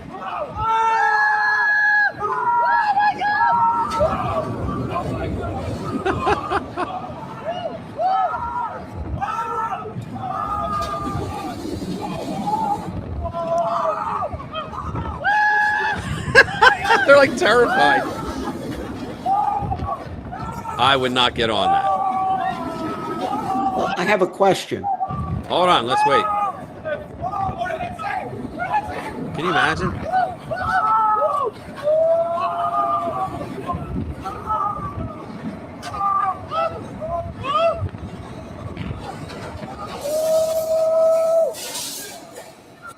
You're like, get the hell off. What's that? Go ahead. Okay, my question is very simple. Why? Why what? Why would I go on that? Oh, some people would love that. I know. Yeah, for me, that's a hard no. Yeah, you would. Yeah. Yeah. Ain't they going to die? Yeah. I know Like at least one Frankenstein person goes who to would Hollywood. throw up Frankie just goes to watching that video that you just showed. Yeah. No, seriously, I'm not kidding. I know. Yeah, I'm I being wouldn't very go real. on it. I don't like normal. I mean, I go on roller coaster. I don't like normal roller coasters. Well, here's a story for you. Once I did know somebody who liked roller coasters, got me to go on an old wooden roller coaster at Elitch's. I think it was Elitch's. But there are people who are roller coaster fanatics, and they know all the details. And there's certain aspects of a wooden roller coaster that are desirable, I guess. I don't know. I got on it the whole time. All I could think of, okay, and I'm sitting in this car holding on with a death grip, and all I can think of is woodworms and dry rot. Oh, That's really? all I can think of. And the roller coaster? Yeah, woodworms and dry rot. That's all I was on the country's largest wooden roller coaster. That was in Hershey Park. Yeah, I believe it was Hershey Park. Yeah, I was in that. Which doesn't really mean. But I was convinced the thing was going to like turn into dust halfway through the ride. Never got on one again. I got another one. Hang on, I got to get rid of the ad. Here we go. This is good. I got to bring it back because I watched it earlier. The left is. So this is the left is a death cult. Okay. So let's bring this up. Like we didn't know that, but still. The left is a death cult. The left is a death cult. Let me show you the logical endpoint of believing that all suffering is unjust and placing compassion as your highest value. Fight for extinction because it's the only way to abolish suffering. I fight for extinction so that we can liberate and protect They're fighting the for victims extinction of extreme suffering of and us. lives of pure hell that they don't deserve. I fight for extinction so that no animal is ever enslaved and killed for a 10-minute meal. I fight for extinction so that no child gets abused by a pedophile ever again. I fight for extinction to end starvation forever. I fight for extinction because no one should be forced to suffer for the pleasure of others. I fight for extinction because the alternative is unacceptable. I fight for extinction to end predation. Weißt du, they all have the different accents. Forever. I fight for extinction to prevent natural disasters from causing suffering. I fight for extinction to prevent future alien organisms from evolving into sufferers. I fight for extinction so that Look at this guy's face. He's got the septum ring. He's got 2 in the face and 1 up here. Yeah, but Rich, it's nice to see young men working because you know that must have been a bad riveting accident at his work. being has to endure depression or severe mental pain ever again. I fight for extinction so that no being is ever trapped in a life of natural hell. Why do they think this way? Because they're weak and hate themselves. Right. And they project this misery onto humanity as a whole and pine for collective extinction rather than lead by example because they can't stand the thought of anyone being left to judge their cowardice and lack of constitution. Got the abortion because I loved my baby. Wow. And I could not see a better way to love my baby. And that is a lunatic right there, guys. That's a lunatic. She Why didn't loved you her just- baby, so she aborted it. Probably she's going to come up and say, because I don't want to bring her up in a world like this, but let's watch. to protect my baby from Trump, a childhood in a world that would not be kind to Thank it. you. Do I know Liv Nuts? That I could not. I knew that whatever protection I could give my baby was most likely going to be insufficient because So I killed it. So instead of protecting my baby, I killed it. of the circumstances of that These pregnancy. people are nuts. This is why you cannot make the mistake of thinking that all suffering is unjust, because voluntary suffering creates transformation, while involuntary suffering creates trauma. Right. And because they don't allow themselves to believe they have any agency over their own life, Isn't that crazy? they think all suffering is involuntary. And this is the logical endpoint. Right. Okay, so how about them first? Hmm? How about them first? Yeah, really. Just go jump into the extinction chambers. Exactly. They should. Yeah, I mean, They I'd should be up for that. absolutely. Yeah, just do it. Yeah. Let's see. We're going to go to Jasmine Crockett now. She's still got her mouth running. I don't think she'll ever go away. Watch Jasmine Crockett glitch out when asked whether she will campaign for Tallarico. Look at this. Yeah. Kathy Hochul is bragging about making her state a more dangerous place. Here we go. So we'll read a little bit and then get to the video. There's got to be a video. Come on, tell me there's a video. Yeah, of course there's a video. Okay, so we'll set it up. Democrat Representative Jasmine Crockett, Texas 30, is not planning to campaign for Democrat Senate candidate James Tallarico and will support down-ballot races instead. This comes after Tallarico defeated her. So she's a sore loser. Tallarico defeated her in the primary race earlier this year. Crockett is currently in the last days of her stint in Congress after Texas redrew its district maps. During an interview with CNN's Laura Coates, Crockett was asked whether she plans to help Tallarico win more voters. Well, let's watch it because they're going to play the same thing. Here we go. Political ecosystem. But so do you. It's as loud as it can be. Energy magnet when it comes to voters. We've seen the turnout that you can produce. Tallarico might very well need that magnetism. Will you campaign with him? I will be campaigning down ballot. I think that what matters most, because when we're looking at a state like Texas, we've tried this where we've got one amazing candidate that's running at the top of the ticket. Beto is a very good example of this, raising all the money, doing all the things, running around the entire state, but it's not enough. So for me, I don't think that it should be a matter of there's just one thing that is getting me to the polls. I think it has to be something a little bit more in a state like Texas. I'm sorry. Can somebody tell me what the hell is she wearing on her ears?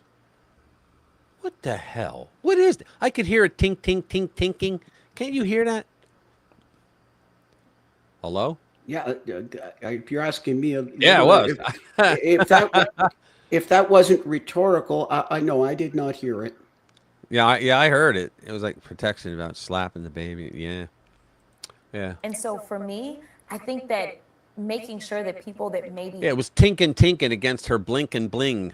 are getting overshadowed because it seems like it's only about one big race. Hear it? I think amplifying them, making sure that I can raise their profiles and introducing them to people, that'll give something more to voters to make them say, you know what, it may be raining outside, but I got to go get there because I got to go get there for this person and this person. Plus, I don't like Trump. I understand, but is it an either or? Either you excite the down ballot or you. I think for me, it probably is. I think it probably is only because I am, we've got the fire pack that's going and I'm running all over the country. And Texas is a big state. We're not talking about a small little state to kind of get around. We're talking about a really big state. And so for me, I'm really invested in a number of candidates that I didn't get to do anything for because I was running my own Senate race, candidates that I really do believe can make a difference no matter what happens ultimately at the top of the ticket. We've got to have wins. What are you hearing from Black? Yeah, how about why don't she just come out and say, I'm just a bitter witch that Right. that I'm not going to endorse him.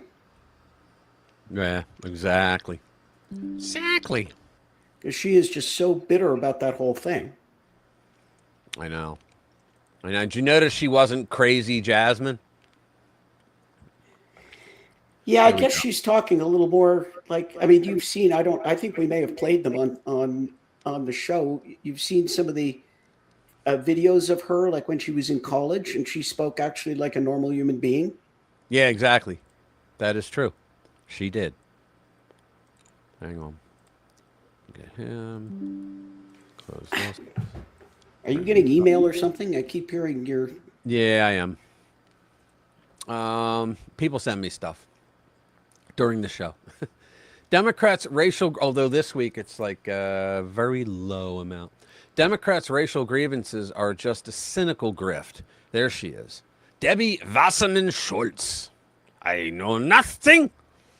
The hypocrisy of Wasserman Schultz shifting districts to represent a majority-minority district was not lost upon Black Democrats. All right, what they're talking about is the redistricting in Florida lost her district.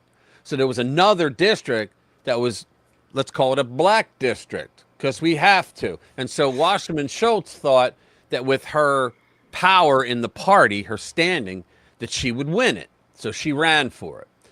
And here's the follow-up. In November 2012, Democratic National Committee Chair Debbie Wasserman Schultz declared of the newly elected Congress, they, Republicans, got whiter and more male, and we now have a majority, minority, and female caucus for the first time in history. 14 years later, Wasserman Schultz, currently a representative of Florida's 25th Congressional District, the district whose boundaries were shifted earlier this year, has shifted to campaign in another neighboring Florida district. In the supremacist of ironies, it is not only majority minority, 49% Black, but has been represented by black Democrats since the 1990s. Well, she wants the gig.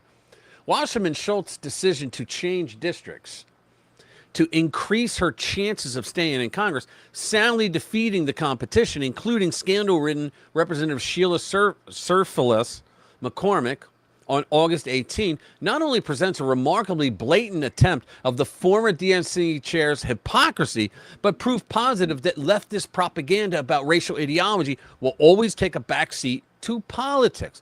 Whether the grifting is of a racial or gender bent, the woke objective has never been about justice, but the cynical exploitation of the language of diversity to secure political dominance. So in other words, she wants to steal the seat. We don't have to watch any more of that. Yeah. We just don't have to. Hang on a sec. Let's do that. Okay. And we're going to clear that.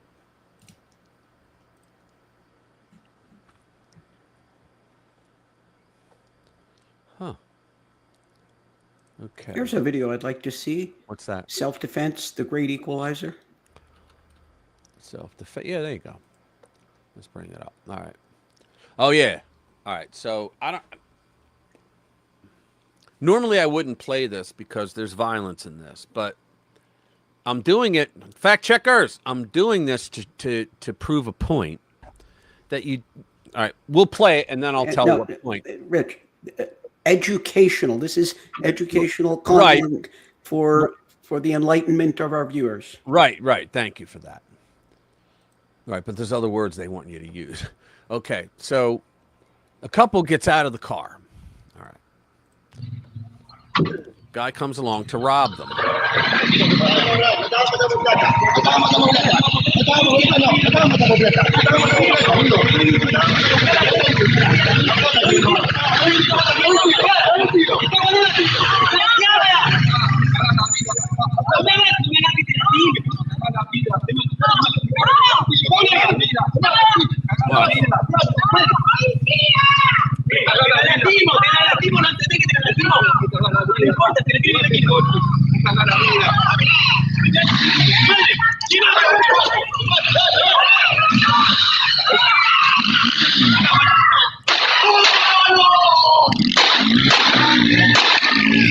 Watch.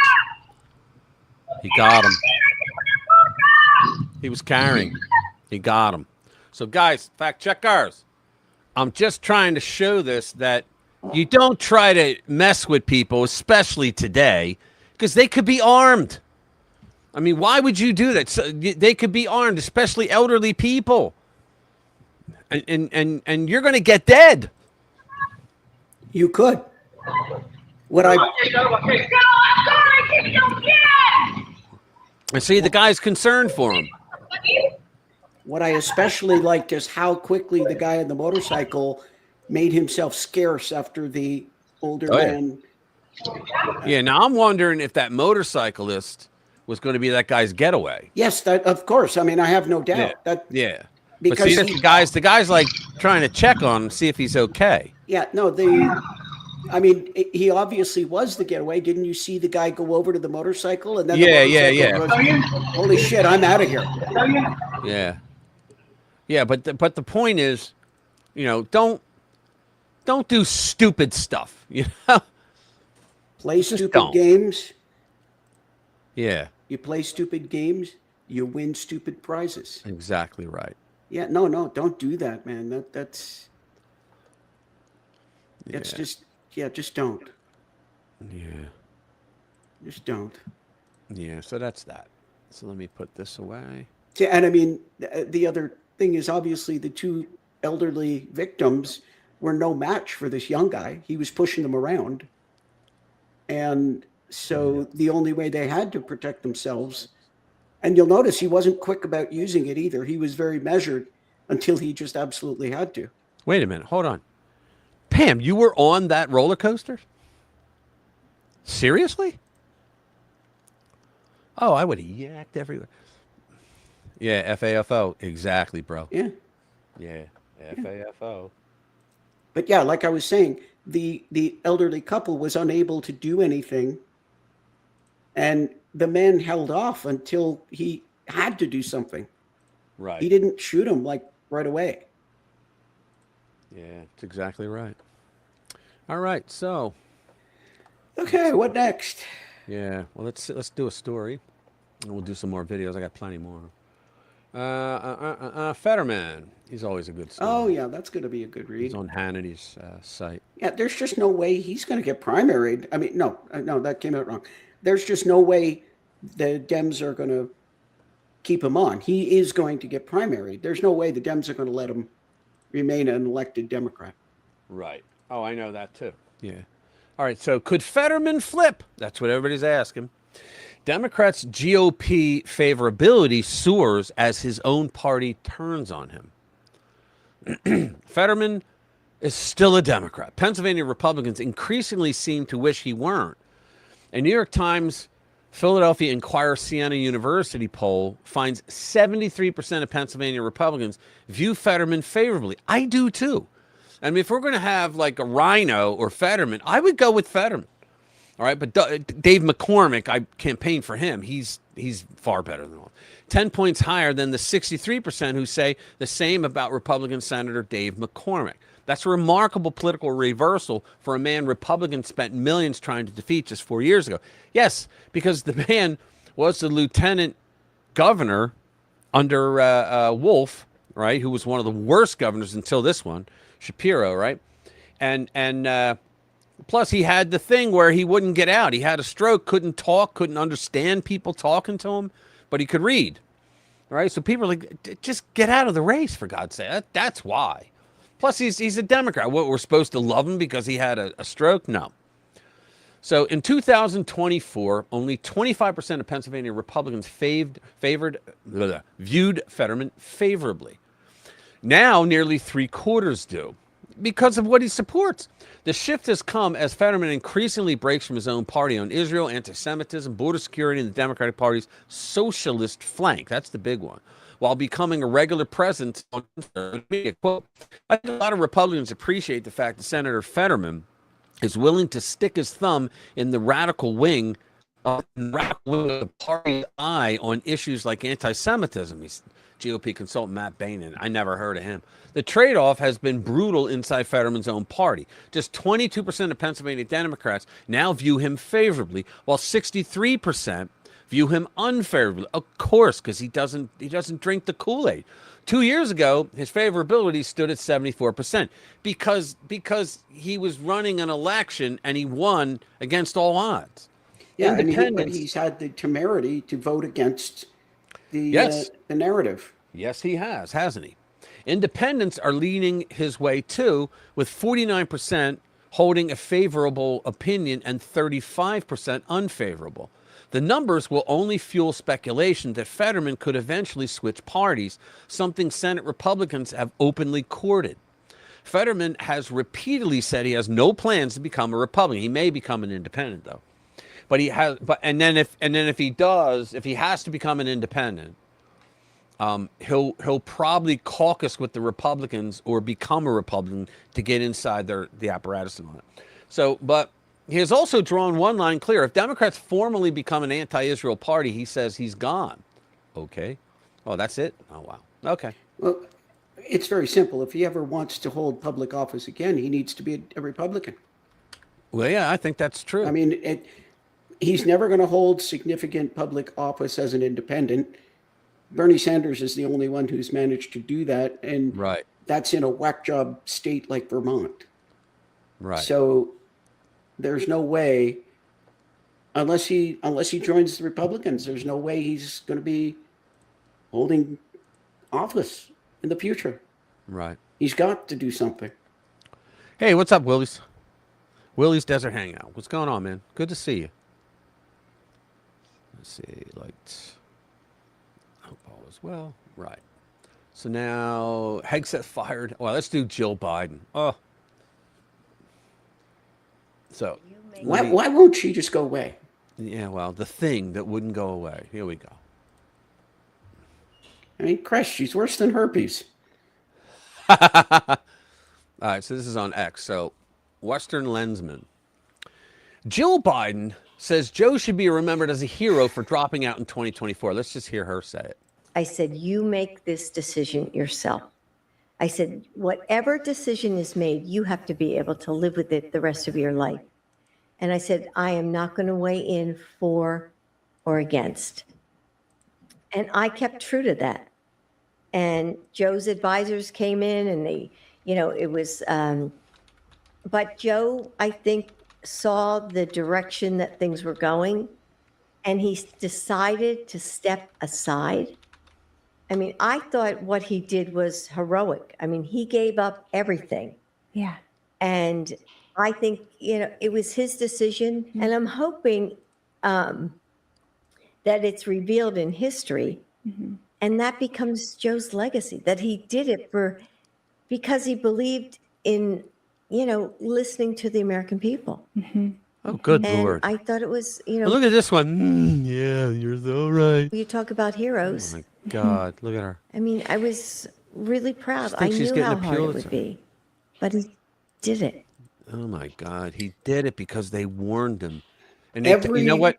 I've every- heard that the powers that be went to her and said, shut the hell up and sit down. Every word of what she just said was a lie. Oh, every freaking word. Yeah. Every single word of what she just said was a lie. Yeah. She's just biding her time. Yeah.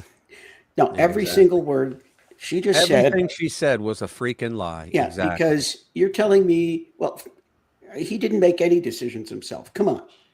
Right. I don't know if it was the cancer chemotherapy that was affecting him or just the age or a bit of both. But I mean, his brain was mush.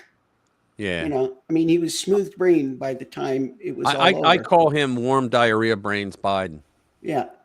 That's what Not how I would describe it, but everybody's got their preferred adjectives. Yeah. So let's talk about the Amish in New York. Can you believe the libnuts got the Amish in the news? So Amish threaten mass exodus from New York over vaccine fight, which is heading to the Supreme Court. New York's Amish community is issuing an ultimatum to state bureaucrats. Leave us alone or we're packing up our bags for greener pastures. Buggies. Right. The threat has been sparked by a vaccine. Why does that do that? By a vaccine mandate fight that the 25,000 strong religious community is taking all the way to the Supreme Court. Now, can you believe New York is still doing a vaccine mandate? Not on, I don't think it's, well, let's find out. It takes place as state health department officials continue to slap thousands of fines on tiny one-room parochial Amish schools, which have refused to comply with the Cuomo-era vaccine decree. Well, that's a badass hot rod right there, man, I'll tell you. Let's see. Quote, have we gotten to a place where we aren't going to make room for the Amish anymore? Hiram Sasser, an attorney representing 6 plaintiffs in the case Miller v. McDonald, asked. Quote, when you think of Americana, apple pie fireworks, the Amish are on that list. They really are. They're part of the American fabric. They're a good litmus test of our religious liberty and our tolerance. Usually people leave them alone, right? But the Democrats are going after them now. You know why I think? Why do you think, Dr. J? What do you think it is? Why they're going after them? Why they're going after them? Yeah. The same reason they go after anybody. They're not spreading the narrative. They don't drink the Kool-Aid. Well, They it's have a that, different but narrative. it's that, but I have an even more sinister thought. I think it's because what they want to do is they want to take their farmland. They want them to go and they want to take that farmland to build either the data, whatever they are, Data AI centers. the data centers and all that they're all complaining about, right? That's what I think is going on, and I don't know what other reason they would have for going after the Amish. Now, we have an Amish farm up here, and the guy said, like, he writes a blog as well, and he said that he gets them. They go into his store on his farm all the time. And he said, and I was like, "Have you been fined or arrested?" He goes, "No, because we always point to the First Amendment." And the one thing they went after him for is because he wouldn't do what was it that they do with the meats? They want you to, well, it's something the pasteurized and all that with the milk, milk yeah. and all that. They don't But the one, pasteurize but milk. he said the reason why they're against us is because we won't torture our animals, because he said that if you do, what's that? They are the Linda. How you doing, girlfriend? I didn't even know you were here. I'm sorry. How are you? How was your week?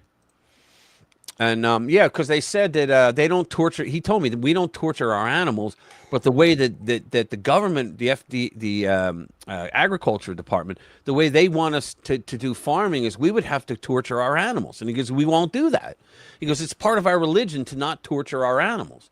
So I was like, okay. Yeah, Well, that's a little funny because I also understand they're the chief purveyors of puppy mills. Yeah. Who? The Amish. Really? Yeah. Huh. I don't know that for a fact. I have not verified that. So I guess I shouldn't say it. Yeah. All right. In 2019, following a measles outbreak in an Orthodox Jewish community, then Governor Andrew Cuomo rescinded religious exemptions for school vaccine mandates, making it the second state to ever do so behind California. Left coast, right coast, both libnut states.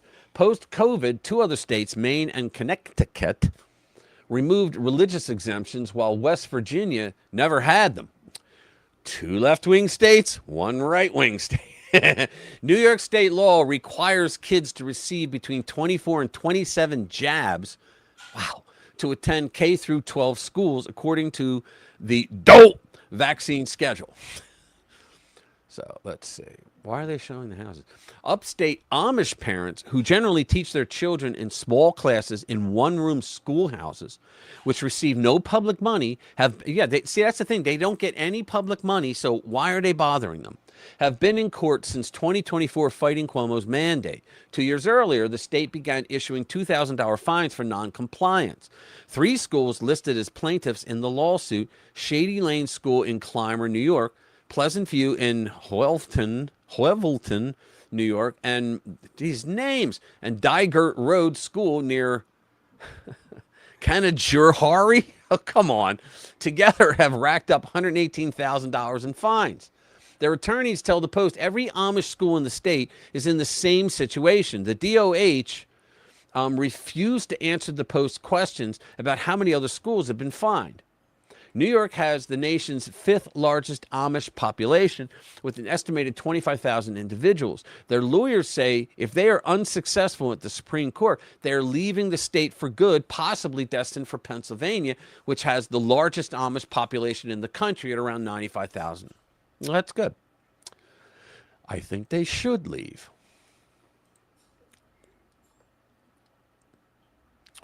Okay.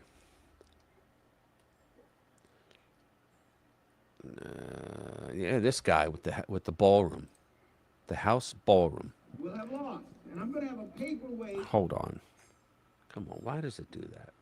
Okay, so this guy's a lunatic. He's upset about the ballroom, which they're all to live now. All right, are you wasting taxpayer dollars? No taxpayer dollars being used.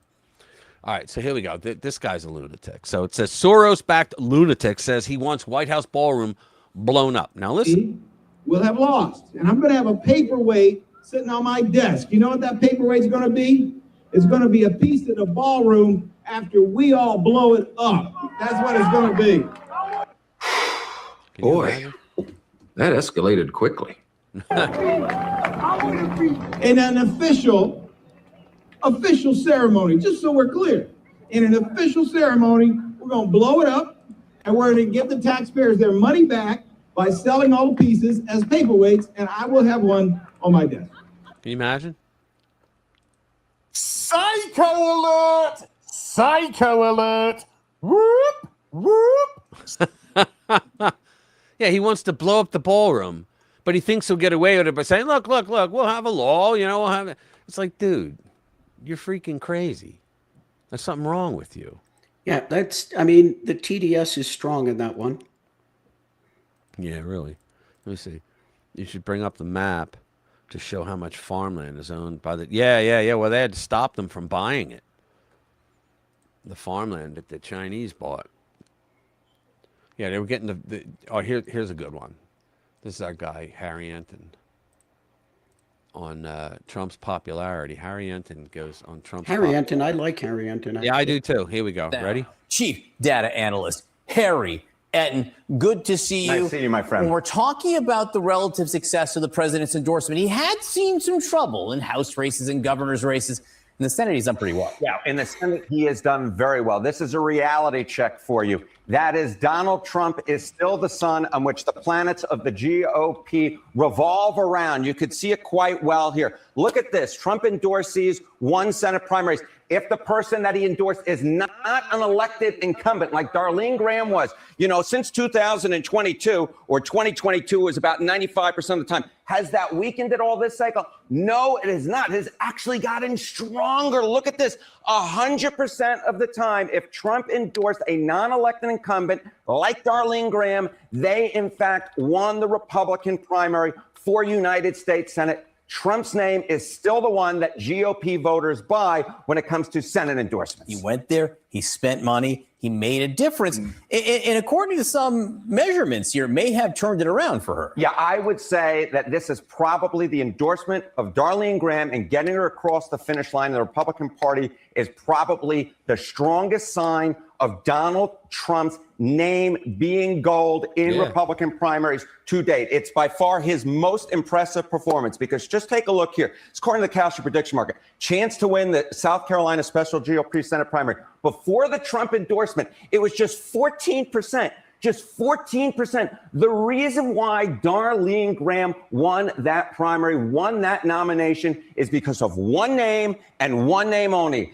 Donald John Trump. This was his most impressive endorsement to date in terms of getting someone actually nominated because she basically stood no chance. Once that endorsement came in, her chances rocketed well north of 50%. And last night, she won that nomination. And it's largely because Republican primary voters are hugely supportive of the president.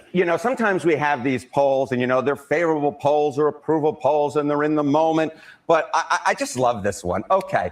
The president Republicans most admire. It's Donald Trump. This is a historic comparison. A majority of Republicans say, 53% say he's the Republican president they most admire. Ronald Reagan, who traditionally has won that much, Donald Trump nearly triples up on this. Reagan at just 18%.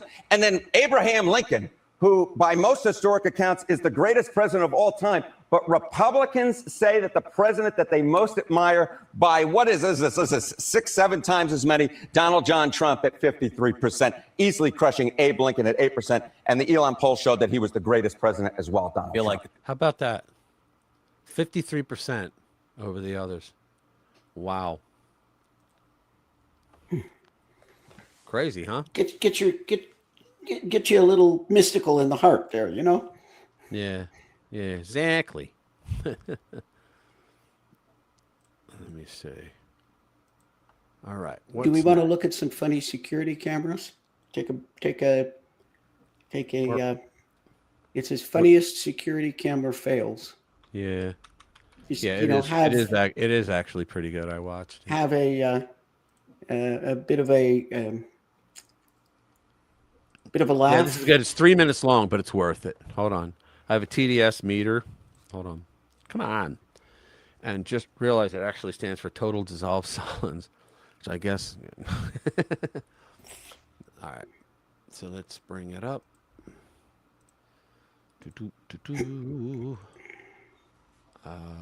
Is it this one? No, is it this one? Which one is it? Oh, yeah, it's this one. Okay, cool.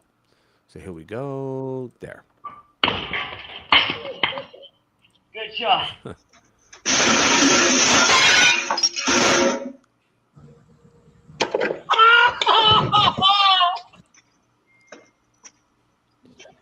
child is going to be a pro athlete. Pitcher's so confident now, 6-1. He's smiling.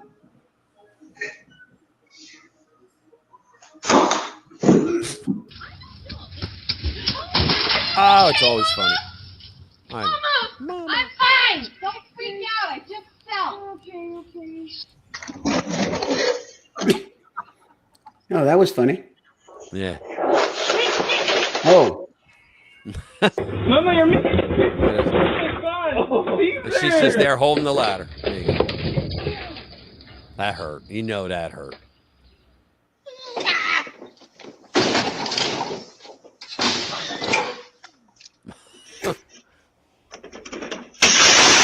Oh, no. Oh, wow.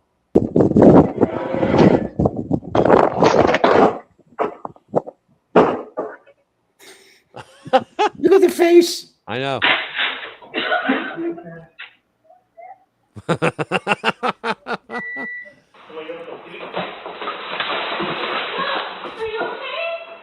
Situation, maybe have a new beginning.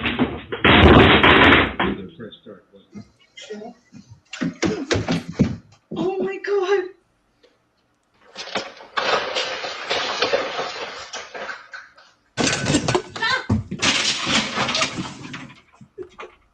I'm alright though.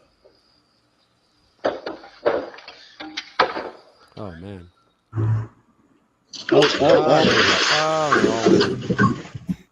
You alright? No, I'm not. Oh, we got that on camera.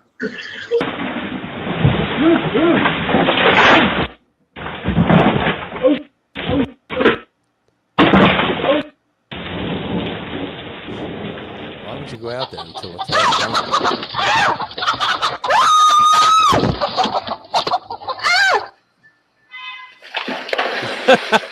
I'm sorry. That's just Okay, funny. that's funny. That's That was funny, man. Come on. That was funny.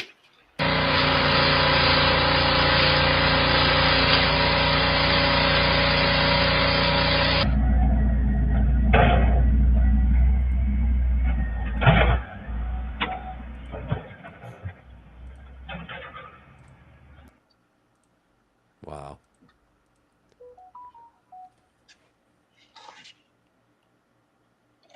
There you go.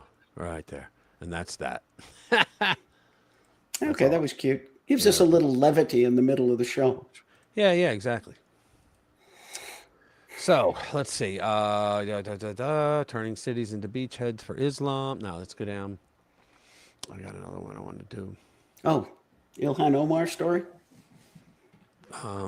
Which one? Any of them. Oh, the police raid on her son? Yes, over Oh, there. yeah, okay, we could do that. Yeah, I know any of them is right. Yeah.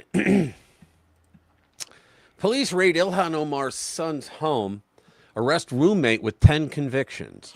Police have reportedly raided the home of Representative Ilhan Omar's son, although it does not appear they have arrested him. Alpha News posted on Facebook that it received a statement from the Minneapolis Police Department saying that the only individual arrested was Omar's son's roommate, Abdi, whom you can see below on the right. Oh, look at that hair. Okay. Wow. On the right, Abdi was in trouble after officers gave him a citation for driving after cancellation and no proof of insurance, and police impounded his vehicle and recovered a firearm from it. They always got a firearm.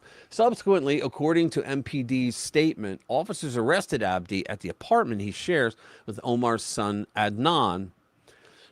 As mentioned below, so why are we doing, I don't like Ilhan Omar even a little bit, but why are they doing a story on her when it had nothing to do with her son? Unless we get into there's something in there. But it's not clear if there's any reason Adnan might be in trouble or if the police investigation involves only Abdi, these names, who is now in jail on a weapons charge and an illegal gun. Abdi has 10 convictions on his record. Well, there you go, including a felony speeding violation based on records that the Daily Mail viewed. Even if Adnan wasn't involved in any of his roommate's crimes, it seems rather concerning that he and his congresswoman mother have no issue with him sharing a home with a serial criminal. Good Lord. Well, that's that. Isn't that special? All right. So what else? We want to talk about Venezuela, or we want to talk about Iran, or do we want to talk about Canada? Yeah, I want to do the massive deal with the Venezuelan oil fields. So the scoop, this is from Axios, so grain of salt. U.S. close to striking massive deal for Venezuelan oil fields. Make it a little bigger. The Trump administration is in talks with Venezuela's interim government about taking an ownership stake in the South American country's enormous oil resources. Two U.S. officials tell Axios why it matters. The historic deal would more than double U.S. oil reserves by drawing from a country that has the world's largest proven reserves. Calling this deal huge would be an understatement, one of the officials said. It is massive. Adding pressure to get the deal signed, the wars in Iran and Ukraine, which have disrupted global oil supplies and raised prices. The U.S. Strategic Petroleum Reserve is now at a 40-year low. Thank you, Joe Biden. Zoom in.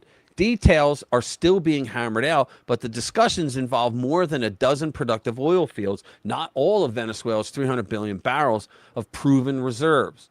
The fields in question, which have 90 billion barrels of proven reserves, used to be controlled by former Venezuelan insiders, including some who have been indicted, as well as interests once controlled by China, the officials said. In return for giving the U.S. an ownership stake, Venezuela's government would benefit from private companies, including American firms, developing the fields and returning more oil revenue to that country. Now zoom out. The Venezuelan oil deal would be a legacy-defining moment for President Trump, who has made U.S. energy security and dominance in the Western Hemisphere pillars of his so-called Donroe Doctrine, instead of the Monroe, the Donroe Doctrine. Gotta love it. Quote, President Trump is close to securing America's energy future for generations to come, not just in the U.S., but in the hemisphere, a second official said. Trump began privately discussing ways to have an ownership stake in Venezuelan oil fields, even before he authorized the January 3 capture of Venezuelan strongman Nicolas Maduro, who faces narco-terrorism charges in New York.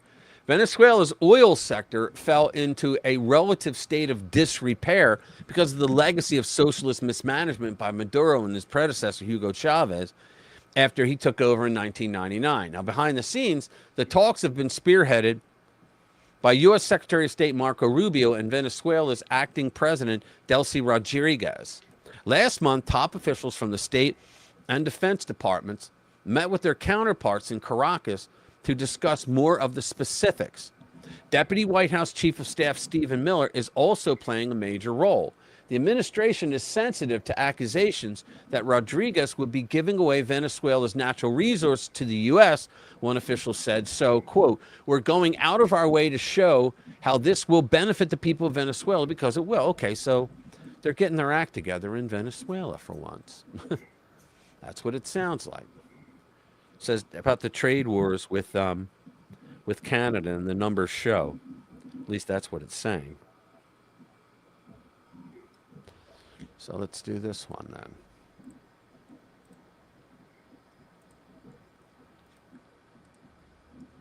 These trade war numbers show Canada's on a death march. Trump holds all the cards. There you go. Mark Carney has picked a trade fight with the one customer Canada can't come close to replacing. That's basically the whole story in a nutshell underneath all the tariff speeches, threats, chest thumping, and elbows up, TDS bravado coming from out of Ottawa. The numbers tell the grim story from Mark Carney. In 2025, the United States bought about $403.7 billion worth of Canadian goods. Canada's second largest export, the United Kingdom, bought about 33.3. China bought 24.6. So 403 to 33 and 24. All right. As you can see, for Canada, the U.S. is an economic Grand Canyon. America buys more than 12 times as much Canadian merchandise as Canada's second biggest customer, and about 16 times as much as China. A trade war with the U.S. spells absolute disaster for Canada. Of course, there are consequences for America in a trade war, too. Our two economies are very connected, especially when it comes to cars, energy, steel, agriculture, and manufacturing. But nobody looking at the numbers can seriously pretend the disaster is equal. We can ride it all out. Canada needs access to American consumers way more than America needs access to Canadians. And that's what makes Carney's bizarre strategy such a stupid gamble. He says Washington demanded too much and that Canada had to protect its sovereignty. Fine. Canadians can decide whether they buy that argument. But pride and Trump hate doesn't create another 400 billion in customers, sir. At some point, the old elbows up stops being a cute slogan and becomes a devastating problem that Canadians will have to pay with lost jobs, weak businesses, and soaring high prices. One viral post shows the wild imbalance in a way anybody can understand. The chart attached to the X post is pretty much comical. The United States sits very comfy at the top, followed by everybody else a billion floors below. But Ottawa keeps flapping their gums as if Canada can just redirect its business somewhere else if relations with the United States go bad. The math disagrees, Mark. Trump holds the cards. Let's take a look at it. So it says Canada wants, Trish Regan, who I like, she's good. Canada wants a trade war with Trump. Here's the actual math Ottawa can't ignore. Well, they already did that. All right, here it is. Look at this. Holy mackerel. So, ranked number one, the United States. We export 403.7. We import 258. United Kingdom, 33.3. 24 point. Wow, it just goes smaller and smaller. India with 2.8. Wow, look at that. Holy mackerel. And the imports. Oof. That's a big gap. Here's a close-up of the image. So where is it? United States. Oh boy, look at that. China, yeah. This is the ugly death march Carney is waltzing into. And Canada can, just like Trump, detest his negotiating style and dream about new trading partners all at once. But none of those things replace its biggest customer, which is us. And according to one account of the negotiations, Canada had a chance to dramatically lower some of the tariffs already squeezing its biggest industries. Then Carney walked. The U.S. and Canada were actually close to a deal before negotiations went south. The offer included a lot of relief for Canadian steel and automobiles, two industries with a lot of exposure to the American market. Carney says the final American demands were unfair and unacceptable. Of course, we tell a very different story, that Canada walked away for some really favorable terms. So Canadian Prime Minister and WEF globalist Mark Carney has been a disaster for Canada since he entered office. There were many critics who believed the Trudeau regime could not be topped in terms of self-destructive behavior, but one could easily argue that Carney is far more dangerous and far more devious. This week, the Canadian government abandoned a nearly finalized trade deal with the U.S. in the final hour of talks, leaving many analysts and Canadians bewildered. You know what it is? It's because of China. I'm going to tell you right now, it's because of China. According to, I bet they made him a deal and said, you don't need the U.S. You can trade with us. According to U.S. Trade Representative Jameson Greer and related reports on the negotiations, the U.S. offered significant tariff reductions that would have given Canada preferential treatment relative to other major exporters. The offer, and why not? You're our neighbor, right? The offer included a reduction on tariffs on steel from 50 to 25%, a reduction on Canadian autos, because they don't take, they tariff the living shit out of our autos, right? So a reduction on Canadian autos from 25% to 15%, a removal of the 10% tariff on Canadian lumber, and cooperation on numerous other measures representing the best deal offered in comparison to any other country which relies on heavily U.S. markets. Carney abruptly ordered negotiators to walk away, claiming the deal was not good enough, and declared further retaliation against the U.S. And now Canada has made another stupid move. They're retaliating. Sure, Mark's tough guy routine might play well politically while everyone's angry and waving flags, but economics has a nasty little habit of crashing the party, and hard. Carney is asking Canadians to accept the brutal pain of a trade war because he thinks refusing Trump's term is some noble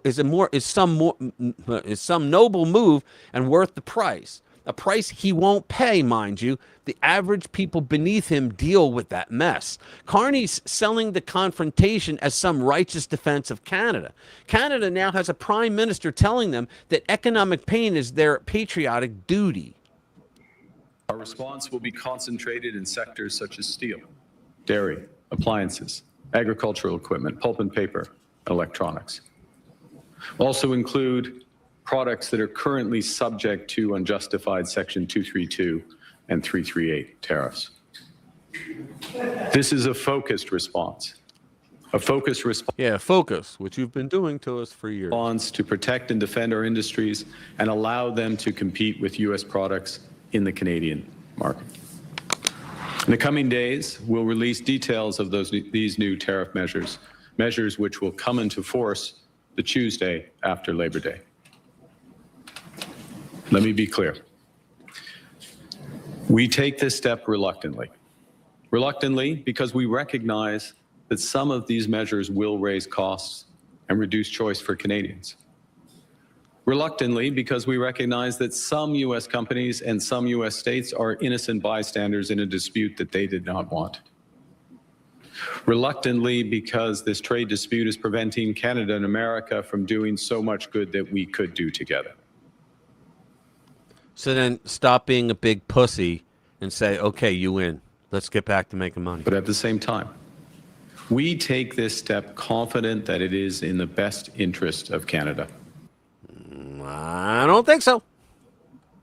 Most people don't think so. Sure, national pride can carry a government for a while during a fight with an unpopular foreign leader. But it gets a lot harder when factories start cutting shifts and families notice that everything costs more. And while all of the chest thumping is going on, keep in mind that this dependence on America is in some problem created by Trump. It's built into the Canadian economic model. Canada spent decades benefiting from privileged access to the massive American market while also creating policies that weaken its own ability to stand independently. In other words, they did this to themselves. What do you think, Commander?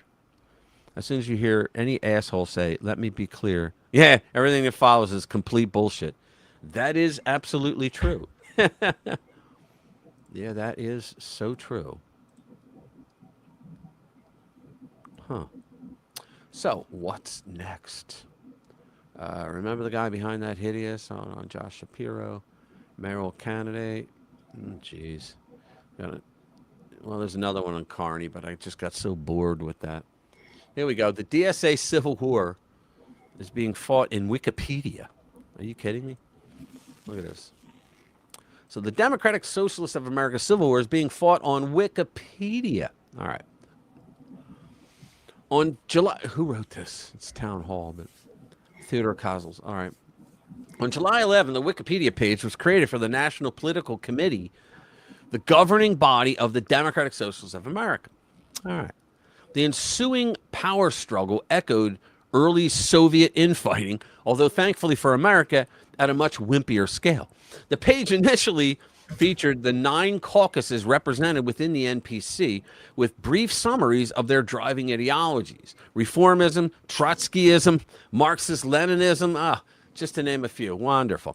It went fairly unnoticed with just 22 edits, just 22, made in the first 2 weeks. Then a tweet on July 25th, bro, who made a Wikipedia page for the NPC, set off a firestorm on this obscure page.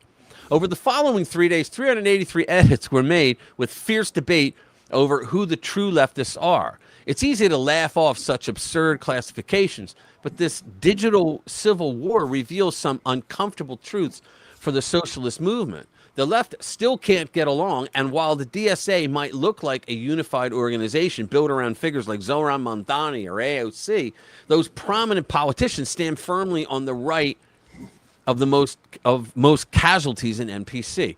The right, left, and center caucuses of the DSA differ primarily in their posture toward the Democratic Party. That is true. The DSA left is more radical in its vision of socialism and methods for achieving it. The DSA right, while still firmly left-wing, has a more gradual approach. We don't need to read it anymore. They're going to eat their own, and it was pretty quickly they got into it. Charlatans for the UN. Yeah. Yeah, there's only one thing better than lefty tears is lefty Metaphorical fact checkers. Lefty metaphorical blood. Yeah, there you go. Metaphorical. Yes. So let's see. Rodriguez, no. 15 sheriffs. Sue Kathy Hochul. Yeah. Oh, here we go. Bill Gates sounds the alarm over insane AI takeover of humans. That sounds weird. The least trusted man in America says, all right, so here we go. So Microsoft co-founder Bill Gates has issued a dire warning about the looming artificial intelligence revolution, predicting that AI will soon dominate humanity, wipe out huge numbers of jobs, and unleash unprecedented economic turmoil.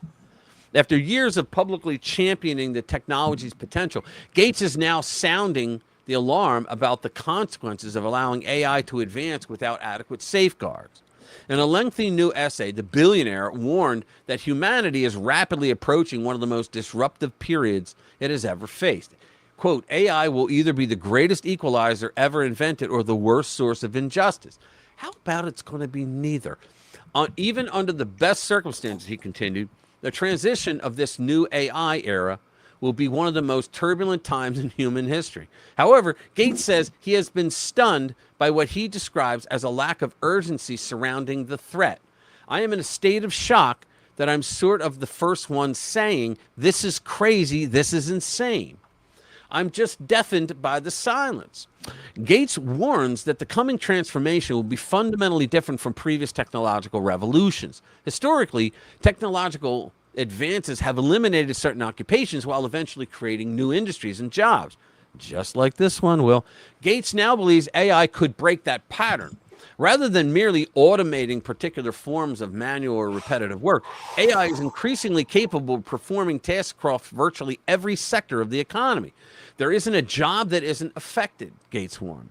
But you can't leave them alone. You can't leave them alone. They need... Right.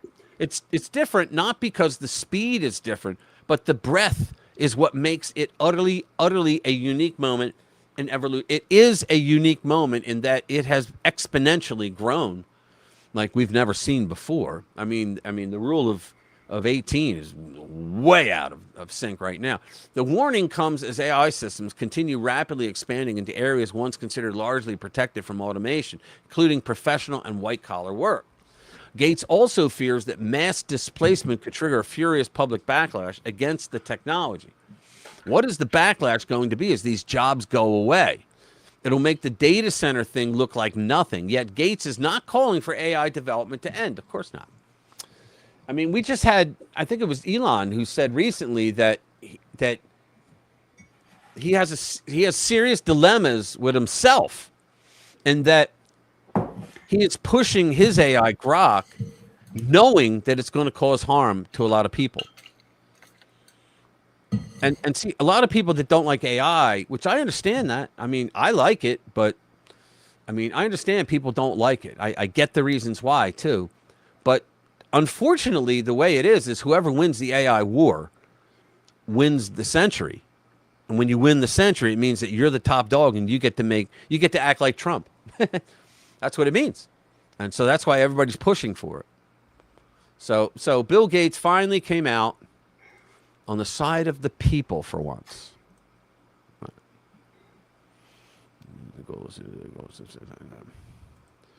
So I'll let you choose the next one. Okay.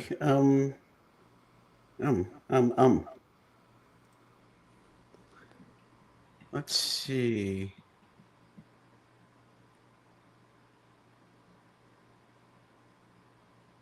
Oh, do you want to talk about Shapiro? Yeah, I will. Just a second. Or do we want to talk about Dems paying for votes? Yeah. Yeah, we can talk about that. I got to respond to my son. Dems paying for votes.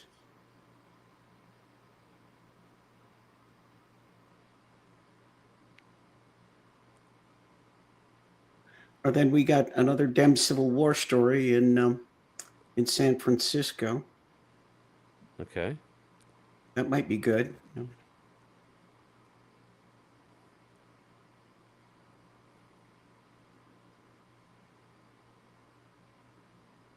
And then, of course, you have something about Dolly Parton. CNN tribute to Dolly Parton. Yeah, let's look at that one. Okay. The Dolly Parton one? Yeah. Yeah. Let's see what that says. You writing a book there, Rich? Yeah, I'm responding to my son. He sent me pictures of his car. Yeah, how All right, was so which CNN one? tribute to Dolly Parton? All right. Yeah, I'd like to see that. Yeah.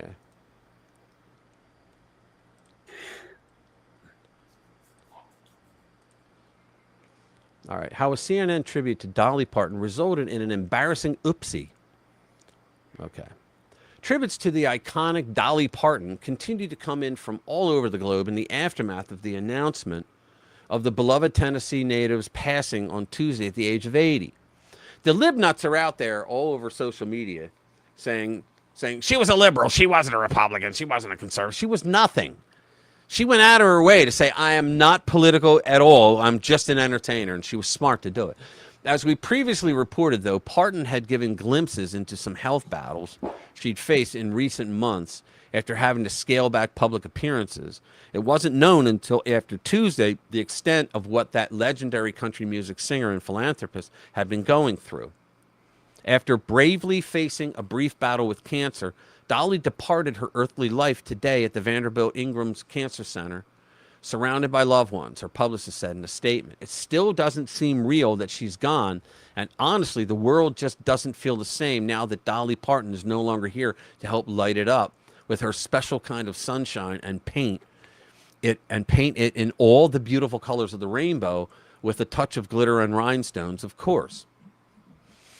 Dolly's flashy country glam style and big hair were always a huge hit with her fans, some of whom went on to be impersonators like Kelly Vaughn, a Las Vegas resident who had been impersonating Dolly and other female superstars for over 30 years. But though Vaughn was, like the rest of us, shocked and saddened over the loss of Dolly Parton, nothing prepared her for the news that CNN had inadvertently used a picture of her in their tribute coverage of Dolly. Wow. They used her picture? Oh, geez. Look at that. From that. Here's some of what we heard from some of the other people. Wow.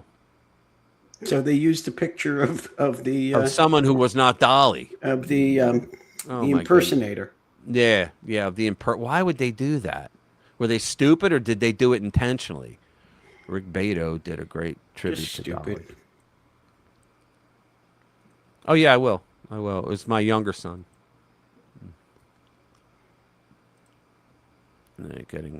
Are we getting a moment, Dr. J? Linda's asking. Next week. All right. Very good. We all love Dolly. Yeah, we do. We all love Dolly. Okay. Epic fail. The collapse of his. Now let's do Oklahoma Senate. No. Here we go. This is great.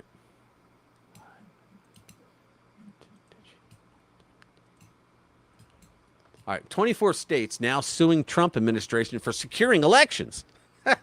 Guess what they all have in common? Because, of course, right. They're all liberal. Right, exactly. They're all blue states. Like 23 other blue states, Arizona Attorney General Chris Mays has a new villain, and it's not a county recorder or a rogue Dropbox. It's the United States Postal Service. Mays announced Wednesday that Arizona has joined a coalition of Democrat-led states suing to block a new USPS rule on federal ballot mail. The rule, issued to carry out by President Trump's March executive order on election integrity, would require states to send USPS a list of voters eligible to receive mail ballots. Why not?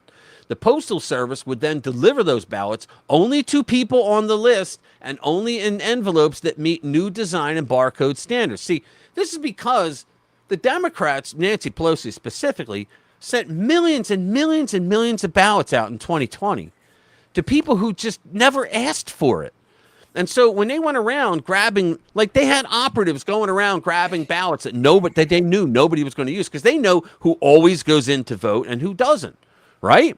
And remember, up until 2020, you did a mail-in ballot. It was called an absentee ballot if you were in the military or like if you had to be overseas for business or something. I don't know what else. Or you were infirmed, right?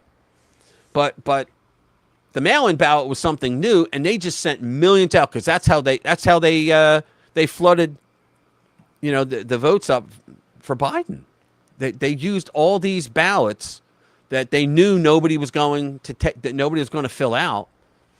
It was, oh my God. So now they're bitching because Trump's trying to say, no, we got to have fair elections, right? Apparently securing mail-in voting is a bridge too far for Democrats who have all but lost their minds over this latest attempt by the president to stop cheating, which is probably why they're so mad. Over my dead body, it says. Okay, whatever. So nobody is arguing states do not run elections. The fight is over whether the post office has to treat a ballot like any other piece of first-class mail with no extra checks, or whether the federal government can refuse to carry ballots that states will not identify. See, the other thing is, I saw reports that Democrat operatives were paying USPS employees to hand over ballots to them in tubs so that they could take them and manipulate them, do whatever the hell, steam them open, do whatever the hell they had to do, and then hand them back and they would deliver them. I mean, that was in several states that was going on. So, I mean, this would like stop that, right? Plus the postal guys, the clerks inside, they're not going to be doing that if they know that the feds are looking at them, right? So let's see. That is the whole fight in one envelope. Mays and other Democrats say chaos. Critics say accountability. A judge will decide which one arrives on time. That's pretty. Yeah, I thought we'd already had a Supreme Court decision on this, at least in part. Maybe not. Yeah. All right. Islamic socialism rises. Say the That's the one I'm just looking at right here. Yeah. Mamdani. Oh, yeah, we got to have a Mamdani story. Yeah, so there you go. As Islamic socialism rises, a Dem congressman says the real enemy is Christian nationalism. Look, I'll be honest. I don't know what Christian nationalism actually means. I do. And the dirty little secret is neither does anyone else. I do. Christian nationalism is saying that we were born a Judeo-Christian nation and that there were certain things that we did as a nation that fell under Christianity. And we want to get back to that because guess what? We were powerful. We were hungry to make things better. And we were just a nicer nation. And that's all Christian nationalism is. And the dirty little secret is neither is anyone else. Well, don't get me wrong. There's a Wikipedia entry. Who cares? Plus, Merriam, sitting U.S. congressman, just wrote an entire book about it, warning Americans of the gathering storm. Nancy Pelosi called it a sobering and inspiring. Yeah, more on that in a sec. What's that? Yeah, she would. Yeah. But other than symbolic gestures like Christmas trees and crucifixes, how in the world is Christian nationalism manifesting itself in the United States? And if it were, what would its political platform even look like? By some estimates, there are over 200 different Christian denominations across North America and another 35,000 independent or non-denominational churches. Do you know why there's such a variety of churches? Bingo. There's also a variety of opinions. Good luck bringing the top 100 church leaders together and getting them to endorse a political platform in 2026. You kidding me?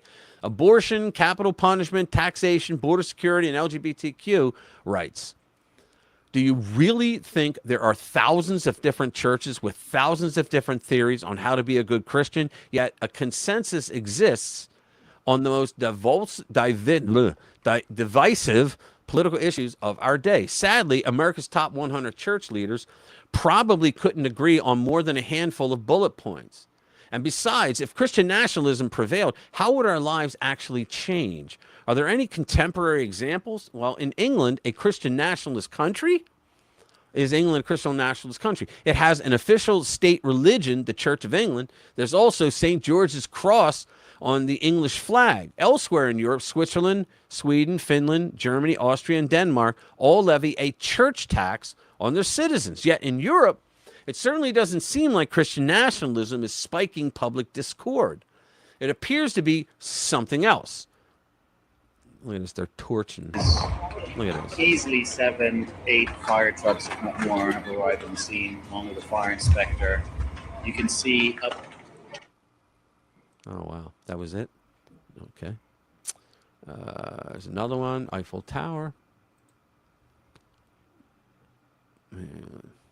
Is that a... No, it isn't. Yeah.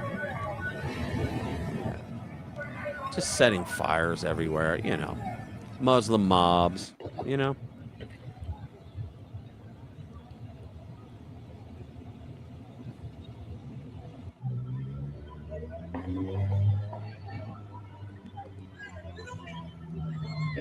It's like that's the common thing, man. Like where all these attacks on Christianity today, it's like it's where the Muslims are. And no one wants to say it out loud. Right? Christianity and Islam are both Abrahamic religions, but they differ in fundamental ways. You don't have the story up. You don't have What's the that? story. You don't have Oh, the I don't. page Oh, up. yeah. I killed it. Sorry. Let me bring it back because I just want to read the final parts. Christianity and Islam are both Abrahamic religions, but they differ in fundamental ways. Jesus Christ and the first Christians didn't govern territory. Muhammad and the first Muslims did, and it was a big territory too, up to 3 million square miles and 3 million people. Coincidentally, or predictably, the New Testament is a covenant of faith, not a guidebook of good governance. The kingdom Christ cared most about was the kingdom of heaven. That was his focus and his divine example. Well, plus, I mean, the Christians, they had a reformation, right? Islam is really long for one. They need one. The Quran marches in the opposite direction. It tells the story of Muhammad's visions, military conquests, and political policies. And since Muhammad was Allah's final prophet and the greatest man who's ever lived, Muslims are commanded to follow his example, which means if Muhammad governed a certain way, who are you to disagree? Obviously, you're wrong. Islamic socialism is based on the practices of Muhammad and or the first Muslim leaders fused with today's leftist grievances. Let's go down here. 2 parts Islam, 1 part Marxist class warfare against the infidels, and voila, Islamic socialism. It was a very smooth transition. And we know it was a smooth transition because there are so many Islamic socialist countries. Historically and today, it was tried in Algeria, Egypt, Libya, Iraq, Iran, Syria, Yemen, Somalia, Pakistan, Sudan, and more. As tens of millions of Muslim immigrants relocate to Europe and North America, they're taking this philosophy with them, including large swaths of the United States. The stunning success of the Democratic Socialists of America, in the primaries, is the biggest political story since MAGA. And in an increasing number of high-profile races, it's socialism fused with Islam. And they're not going to win in the general in most states. In some states, they will, like the crazy, really all-blue states. Rashida Tlaib in Michigan, Ilhan Omar in Minnesota, Zohran Mamdani in New York, Abdul El Said in Michigan, Aisha Wahab in California, Shahana Hanif in New York. Plus, their propagandist, a Muslim socialist named Hassan Piker. But right now, the DSA are saying, Hassan who? They're trying to distance himself from Piker because of some of the things he said that finally made the news.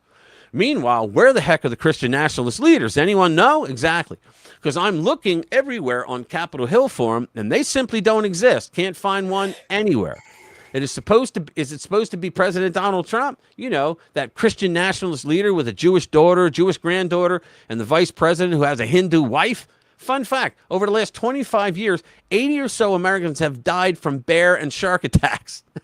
And during the same 25 years, over 3,000 American citizens have died from Islamic terrorist attacks, including 9/11, the Fort Hood massacre, the Orlando nightclub shootings, the San Bernardino attacks, the New York City truck attack, the Chattanooga Military Center shootings, the Boston Marathon bombing, and the October 7 terrorism in Israel. Which means it's no more Islamophobic to fear Islamic terrorism than it's shark-phobic or bear-phobic to fear being eaten alive. In fact, you're nearly 40 times more likely to die from Islamic terrorism than be devoured by Jaws or Gentle Ben. This matters because 25% of very liberal voters believe violence is justified to achieve political goals compared to just 3% of very conservative voters. The nexus of ideology of violence is obvious. So listen closely to this chilling warning from Representative Jared Huffman, Democrat, California. I'll read this and then we're done. This Islamic socialist movement that I had seen growing so much stronger, more militant during my time in Congress, erupted in plain view. I truly believe 9/11 would be the wake-up call our country needed to confront this movement, to understand it, and to hold it to account. Unfortunately, the country went back to sleep, and many of my own colleagues who the mob wanted to kill that day didn't even seem to notice the religious elements of the group that was trying to kill them. Sounds pretty good, right? Way to go, Huffman. Shame on us for forgetting 9/11, except I switched around a few phrases. Here's what he actually said. Wow. This Christian nationalist movement that I had seen growing so much stronger or more militant during my time in Congress erupted in plain view. I truly believe January 6th would be the wake-up call our country needed to confront this movement, to understand it, and to hold it to account. Unfortunately, the country went back to sleep, and many of my own colleagues who the mob wanted to kill they didn't want to kill anybody, that they didn't even seem to notice the religious elements of the group that was trying to kill them. It's because there were none. What religious elements were there? Yeah. There were none. None that I know of. Oh, good Lord. These people are just out of their mind. They're nonstop, too. Nonstop. Hold on, what's this? Something about a meme. Did I miss something? I think I did. I can't find it now. I'm sorry. All right. So let's go. Trump changes the name of Lake Ontario to Lake America. Yeah, we pretty much covered all that. Yeah, we have. With everything else. Let's do Best Buy worker refuses laptop sale after customer uses wrong pronoun. There we go. That's what we needed. So let's go. And you got another story by Kurt Schlichter, too. Yeah. Best Buy worker refuses laptop sale after customer uses wrong pronoun. Oh, good Lord. Here we go. I want to speak with a different manager because you're not going to sell me a laptop because I'm not going to call. I just said, I said, thank you, sir, because he was going to get me a laptop that I was going to purchase, right? And then he turned around and said, I'm not going to sell you a laptop unless you call me a man. And then you said that I wasn't able to even buy the laptop if I'm not going to be respectful. I just said, thank you, sir. That's a man. And I said, thank you, sir, for getting me a laptop. If you're willing to just... Hey, no, I'm not willing to. Hey, I'm not going to say it's a mistake. Listen, I'm not going to play those games with you today. Okay. I'm here to purchase a laptop. If you can't just... It's not a mistake. I didn't make a mistake. That's it. You're going to grab me a laptop, man. Now, either if you're going to help me, then fine. Otherwise, just give me a different store employee even that is willing to just get the laptop for me so I can buy it, please. I didn't make a mistake, sir. I'm not doing this today. Realistically. Can you believe this shit? Do you feel good recording this too? Yeah, I am going to record it because I want to have it on video. I just feel like it. She has pronouns. It's a man. What the heck is that all about? Yeah. I mean, he tries to buy a laptop, says, thank you, sir. And then we've got all this going on. And they're trying, Best Buy is trying to say, you can't give us money. You can't purchase a laptop from us unless you call that dude a woman. Best Buy, what the heck is going on here? I won't be shopping there anymore if this is the case. Yeah, well, I'm sure you're going to hear something about the guy was fired soon from Best Buy, because Best Buy knows. I don't think Best Buy is stupid enough to think that, that it won't affect their bottom line. Yeah, I don't know. Are they that woke? They keep them on? I don't think they're woke. I don't. I think that was an isolated incident, right? And I think I don't think they have a policy on that. I really don't, because you would have heard a lot more, right? Because the woke thing is like the woke thing with the transgender stuff. That's fading. It's fading out now, right? And so we never heard that they had policies like that, So I don't think it's the company. I think it's just that one Best Buy, and the guy was like, dude, what are you doing? Sell me, I just want to buy something. What do you. You said something about Muslims in Canada, or you kind of asked me earlier. You have something here, but the report warns Muslim Brotherhood aligned networks have gained influence across Canadian institutions. It figures. That's a good one. They're doing a swarm. They're doing an Islamic swarm is what they're doing. They're trying to go everywhere. They're bringing, and oh my God, when you have so many of them come, and it's the West's fault. The West leaders are allowing them in. I mean, when are people? I don't know. When are the governments, especially in Europe, when are they going to listen to their people and go, dude, we don't want this. Why are you doing this? You're destroying our culture. Our women are being attacked. I'm not going to say it out loud because I could get in trouble, but the R word, right? Do you get in trouble for the R word? Yeah. I hear people on YouTube avoiding it, and I hear people saying it. Yep. So I don't know. Yep. Here's one called community justice. Let's look at that. I want to see.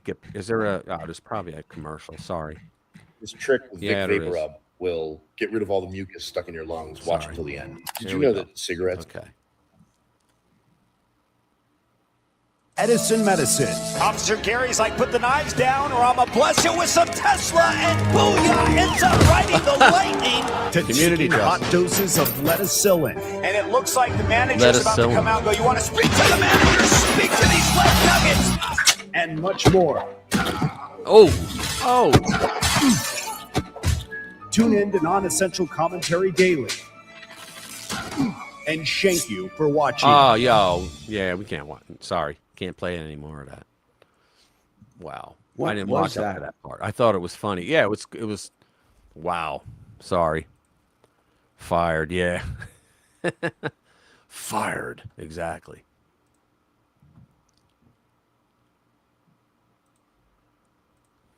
All right. So what's next? It's what the left is blaming. We did her. Yeah, let's see. In Suta, I called it. I think that crime's going to go up 1,000%. Well, guess what? Crime up 1,000% in Suta after invasion. And soon Muslim migrants from Suta will enter Europe. Yes, they will.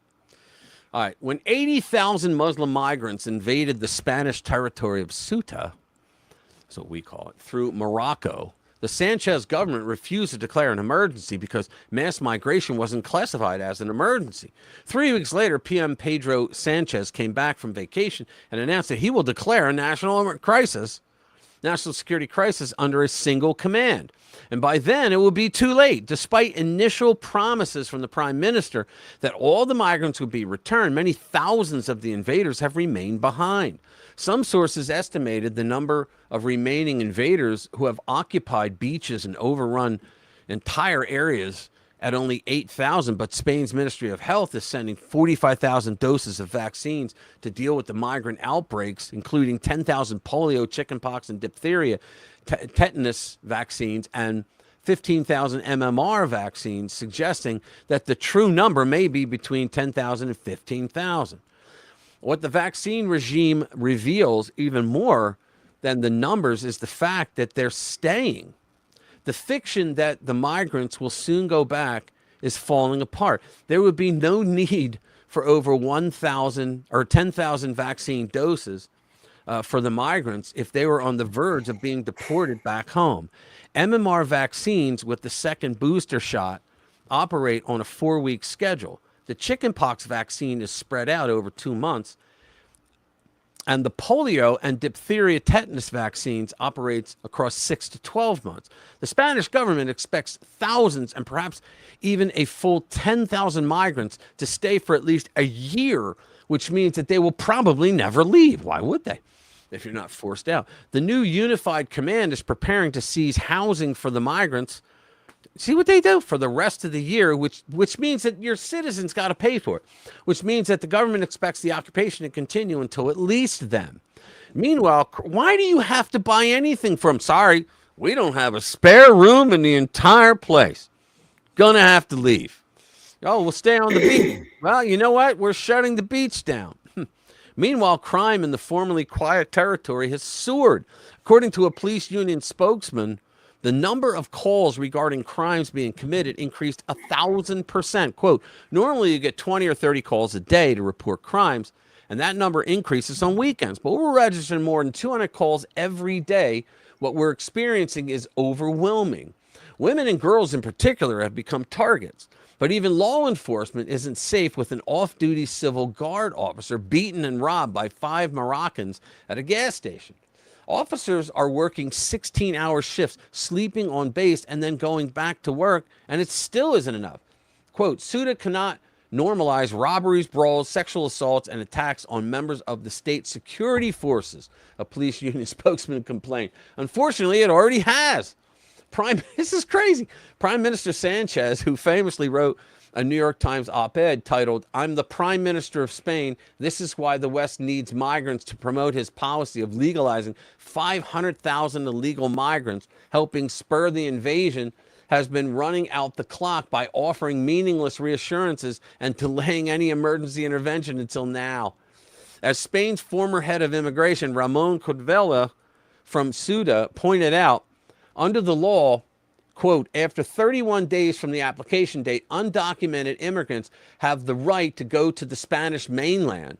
What that means is that in around a week, thousands of invading Ceuta migrants will enter Spain proper, and then all of Europe will lie open before them. Wow. No wonder they're getting vaccinated. And that is only the beginning. As the formal official pointed out, quote, they'll be granted residency and a work permit, and they can apply for family reunification, 5 people on average. But it doesn't end there. His older sister, who is married, brings her family over too. From one minor, you can legalize 25 or 30 people in 4 or 5 years. Prime Minister Pedro Sanchez's reassurances that this will never happen, and the defamation campaign against Italian Prime Minister Giorgia Meloni were all based on lies. His claim that critics' warning about an invasion of Europe out of Ceuta were driven by prejudice, fake news, ignorance, and political interest, and I'll add, thousands and thousands of illegals coming in, right, has turned around to show that his lies were real fake news. Not only, quote, not only will, quote, no one will stay in Ceuta, no one will go to the mainland, no one will be granted legal status, Interior Minister Fernando Grande Marlaska had promised a few weeks ago.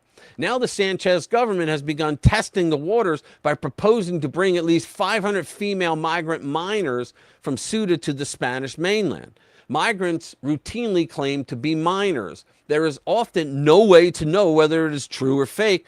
Migrant minors have been caught before. Sanchez's Minister of Youth and Children, Sierra Rego, blasted calls to return the migrants back home, claiming that it was racist. What the fuck? Disregard. I'm sorry, but when you have like thousands of people just invading your land, screw racism. Just say, okay, I'm a racist. Get the fuck out of my country. I mean, what is wrong with these people over there? I don't get it. I don't get it.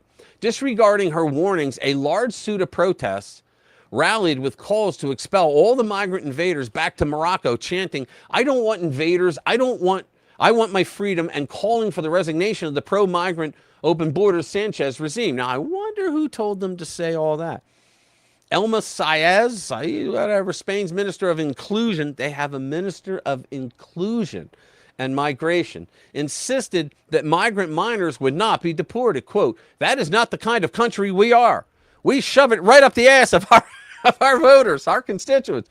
We have commitments to international law, and it is also a matter of values, she protested, and dismissing warnings about disease outbreaks, claimed that the problem isn't sickness because what is contagious is xenophobia. This woman is an idiot.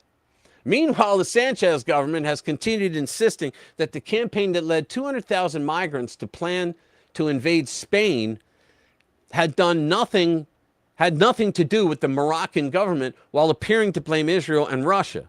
A Spanish paper reprinted a bizarre claim from an Egyptian political scientist who said that China had told her that Israel was behind it all.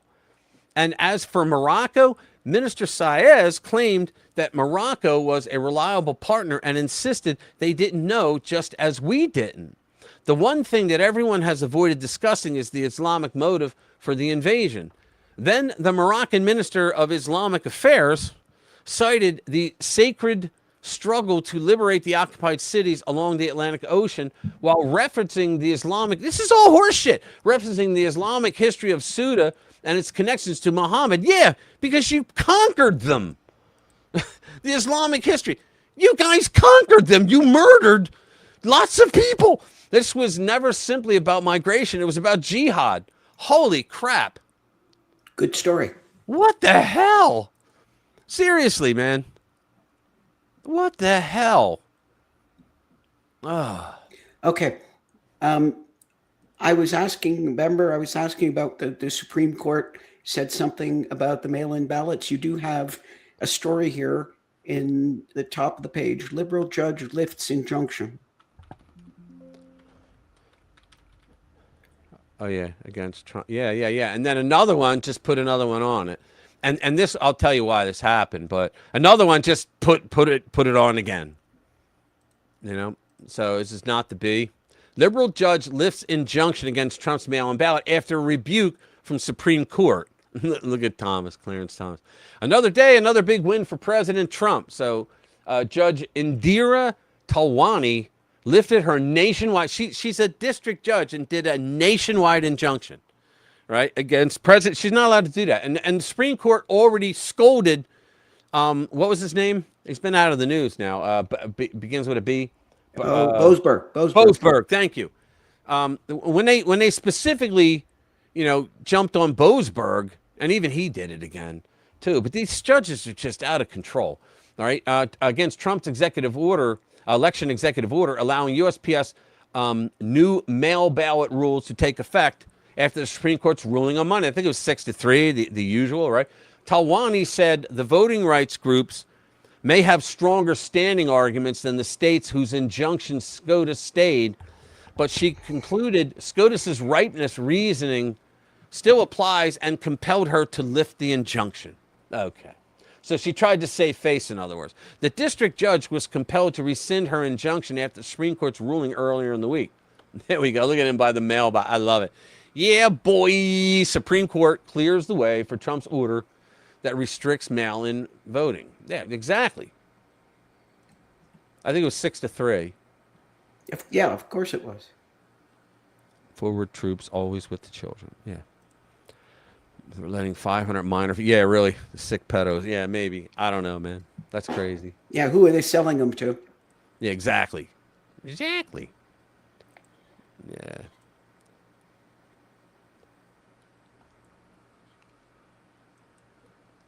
All right, so. What else is up there? Conservative group broke no law. Yeah, here we go. Yeah, this is it for Canada. You still here? You still here, Commander? Here we go. We got another one that's going to piss you off. Ready? A conservative group broke no laws. Police warned its convention venues anyway. This is free speech in Canada. So despite, hopefully it's the whole, are they doing that? Yeah, it's the whole thing. Despite police and the city working against it, the Dominion Society of Canada remains committed to holding its conference on Saturday. Authorities in Hamilton, Ontario, guilty, a city on the western tip of what is now being called Lake America, are desperate to prevent Canadian nationalists and international remigration activists from holding a conference. Despite the ongoing public-private campaign to shut them up and drive them out of town, the Dominion Society of Canada is holding its ground and remains committed to holding its sold-out DomCon 2026 on Saturday.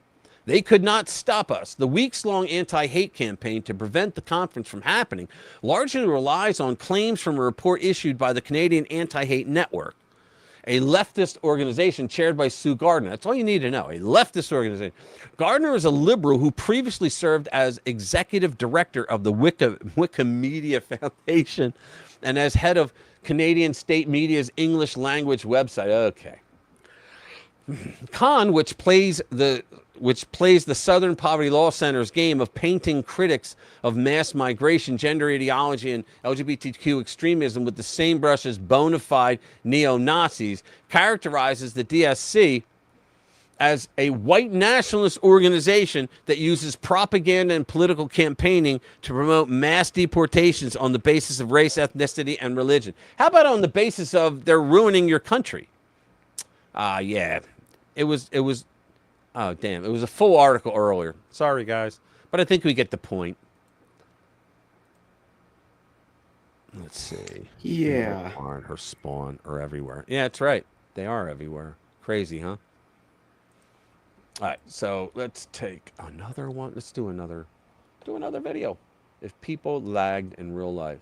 This is kind of cool. Hold on, one of the scariest world. Yeah, Billy is looking for some new ladies. Well, that was. This is funny. It's just an animal one, but it's kind of funny. Let's do this.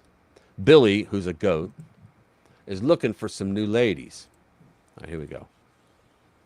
Play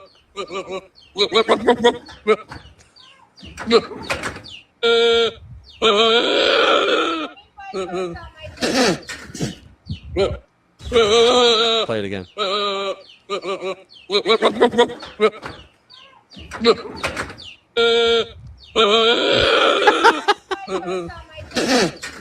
Okay, Rich. You have enough? Yeah. That's crazy, isn't it? Yeah. And what you said just makes it like really weird. So let's move on.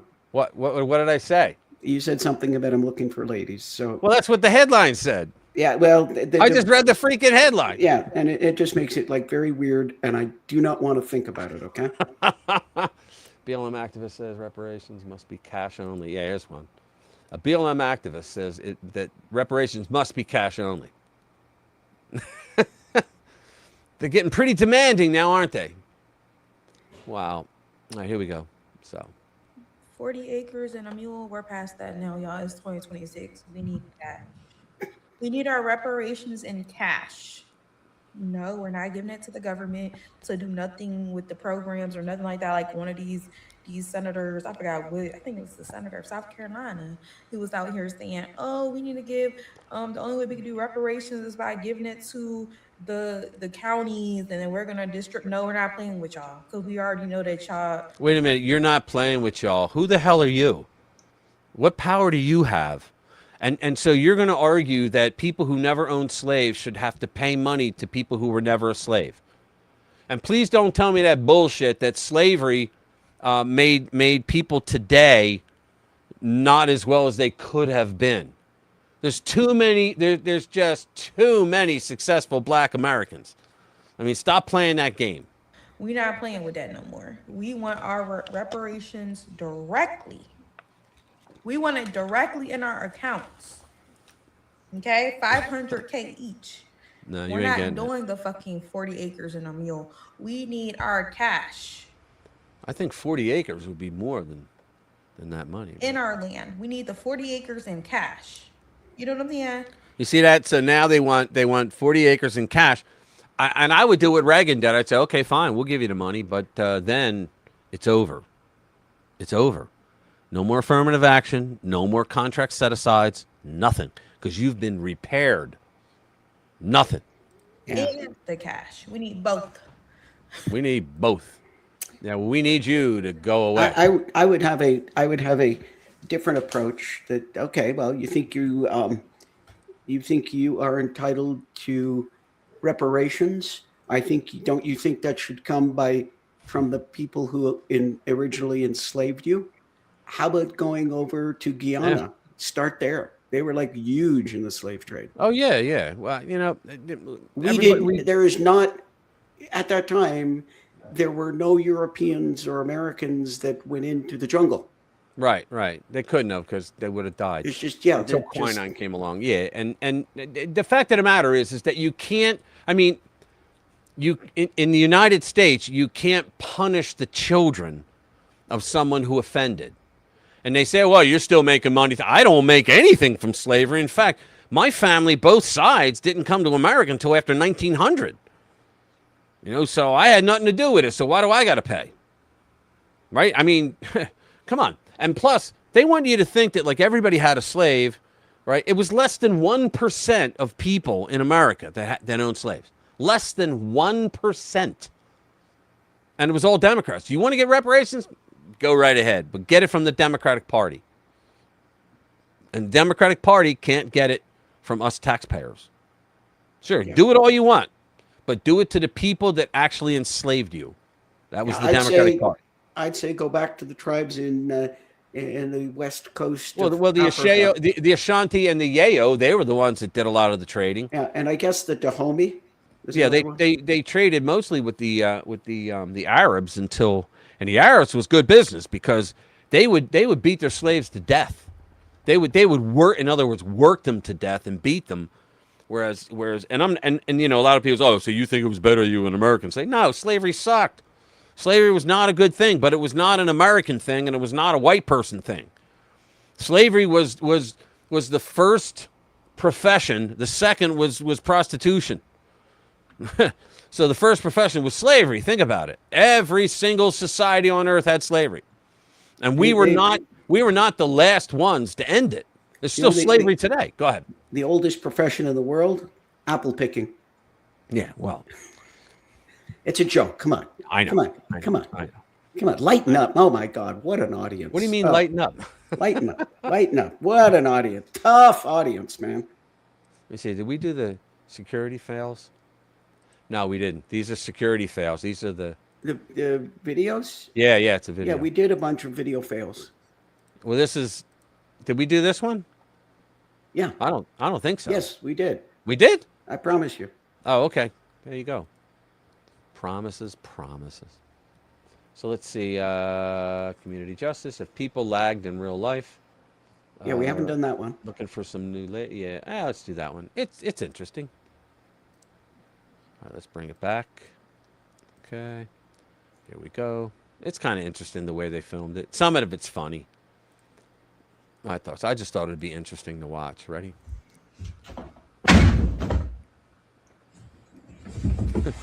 What? Just watch.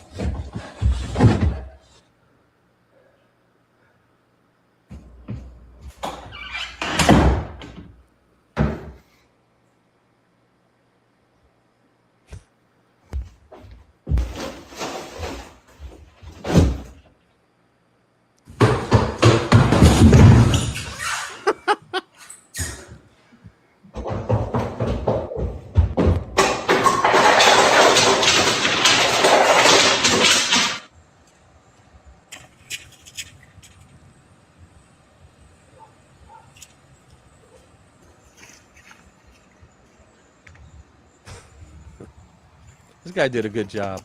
I mean, it's like Twilight Zone. I mean, it's kind of. Hey, Bailey, trestle.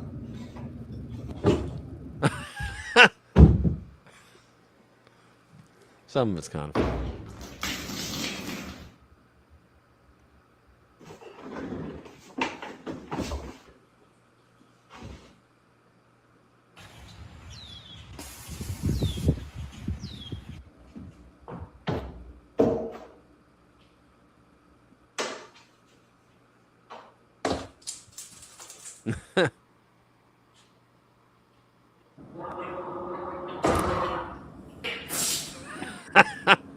That would suck. Oh, this is fun. This is going to be good.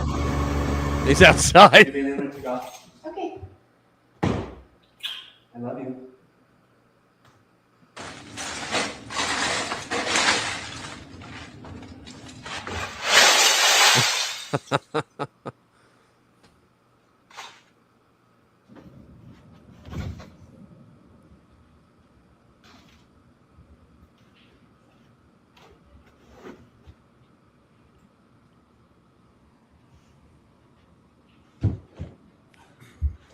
Okay, it's kind of funny and Yeah, I I guess said it wasn't great, but it's interesting to watch. it's kind of funny and it's pretty well done. Wait, he's doing that again?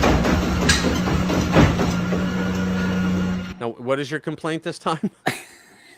It's kind of funny and it's pretty well done, but I just don't get it. What does that mean if people lagged in real life? Well, he's lagging. It's a glitch in the matrix, as okay, I guess. Lou just said. Okay. Yeah, it's getting I old. guess. I thought it was interesting. Well, I mean, it's kind of fun. We'll watch one more because we got 2 minutes. Yeah, left. we're pretty much there. The LA City Council guy, is that the one? Hold on. Oh no, we already did that. Yeah, that was Nick Shirley. So let's see. Well, did you ever see did I play the Chris Rock How to Not Get Your Ass Kicked by the Police? No, that's about the only one. I think there's only. All right, this is old, but it's always a goodie, so you'll want to watch it. Hold on, let me bring it back. All right, I've seen this like a lot, but it never gets old for me. It's a good way to wrap up the show. Yeah, here we go. The Chris Rock Show proudly presents this educational video.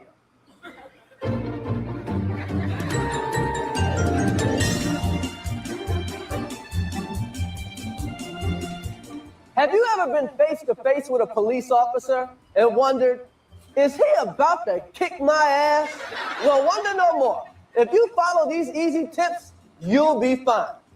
First, obey the law. Laws were made for a reason. Think of them as hints. You've heard people say, man, I wouldn't do that shit if I was you. Well, here's some of that shit. Carjacking, armed robbery, arson, Probably get hit for the selling drugs, music. buying drugs, stabbing, shooting. You know, you probably won't get your ass kicked if you just use common sense. If you jump a subway turnstile, you might just get off with a warning from the police. But if you jump a turnstile carrying a loaded gun and smoking a joint, then maybe you need your ass kicked. We all know what happened to Rodney King. But Rodney wouldn't have gotten his ass kicked if he had just followed this simple tip. When you see flashing police lights in your mirror, stop immediately. Everybody knows, if the police have to come and get you, they're bringing an ass kicking with them.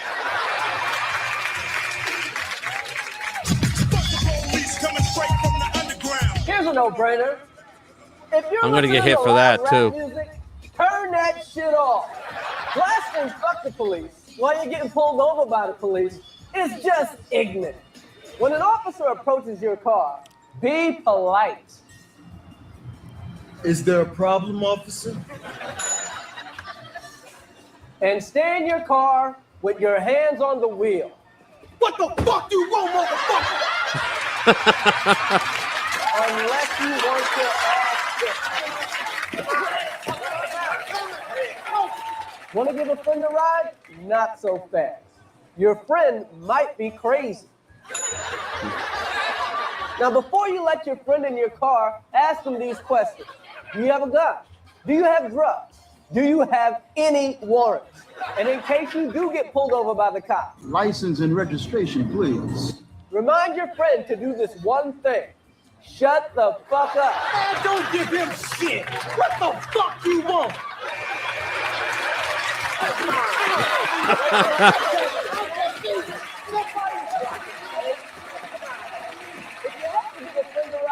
Get a white friend. A white friend can be the difference between a ticket and a bullet in the ass. Here's a tip you should never forget.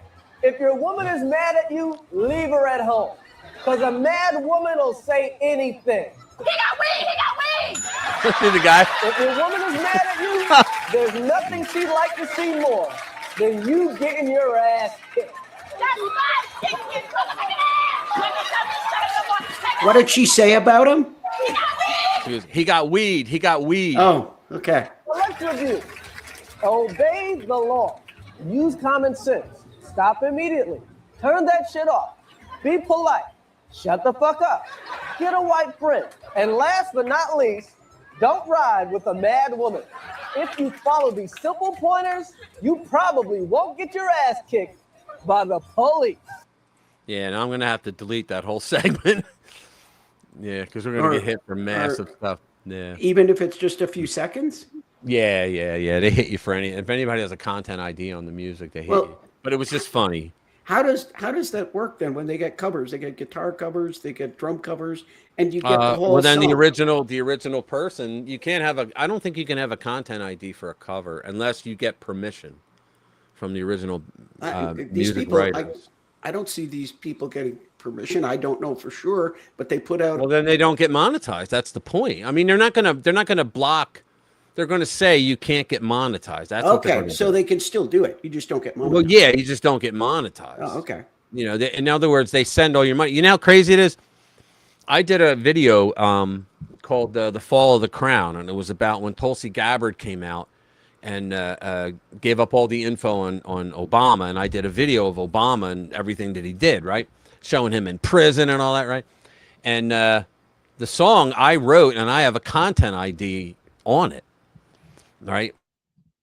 And so what happened is when I played it on this channel, right, I got hit with a copyright. So I contacted DistroKid and I said, you know, what do I do here? And they're like, yeah, this is how messed up it is. They said that You could either argue it with them and say, I own the copyright and just send all our data, and they'll be like, oh, okay, which I eventually did. They said, or what'll happen is just ignore it, because if there's any money that's made monetarily from your video, they're going to give it to the copyright owner, which is you. So I just did it to get rid of all, the crap, right? Hey, what's up? Good to see you, man. Sorry, we're ending it right now. So sorry, man. We start at 6 p.m. Eastern every Friday. Would love to see you next week. Everybody, hit that like button if you haven't already, please. It helps us out a lot. And thank you for being here tonight, Friday night. You could be anywhere. We know we love you because you're here. Thank you very much. Watch the videos during the week. I'm thinking I'm going to switch over to do like 1 hour live streams during the week instead of long videos. That's what I'm going to do. I'm going to read like a couple stories during the week, some crap that I think is really interesting, or like breaking news, stuff like that. That's what I'm thinking of doing right now. So instead of actual videos? Yeah. Well, I might still do the actual videos. They take a long time to do, but it's all right. I like them, but I'm probably going to do some live streams as well during the week, because that seems to be where it's heading right now in this niche, the politics and news. So, all right, guys, thank you very much. Have a great weekend. I'll see you next week. Watch the videos during the week. Bring a friend, please. Hit the like button. Thanks. God bless. Have a good one.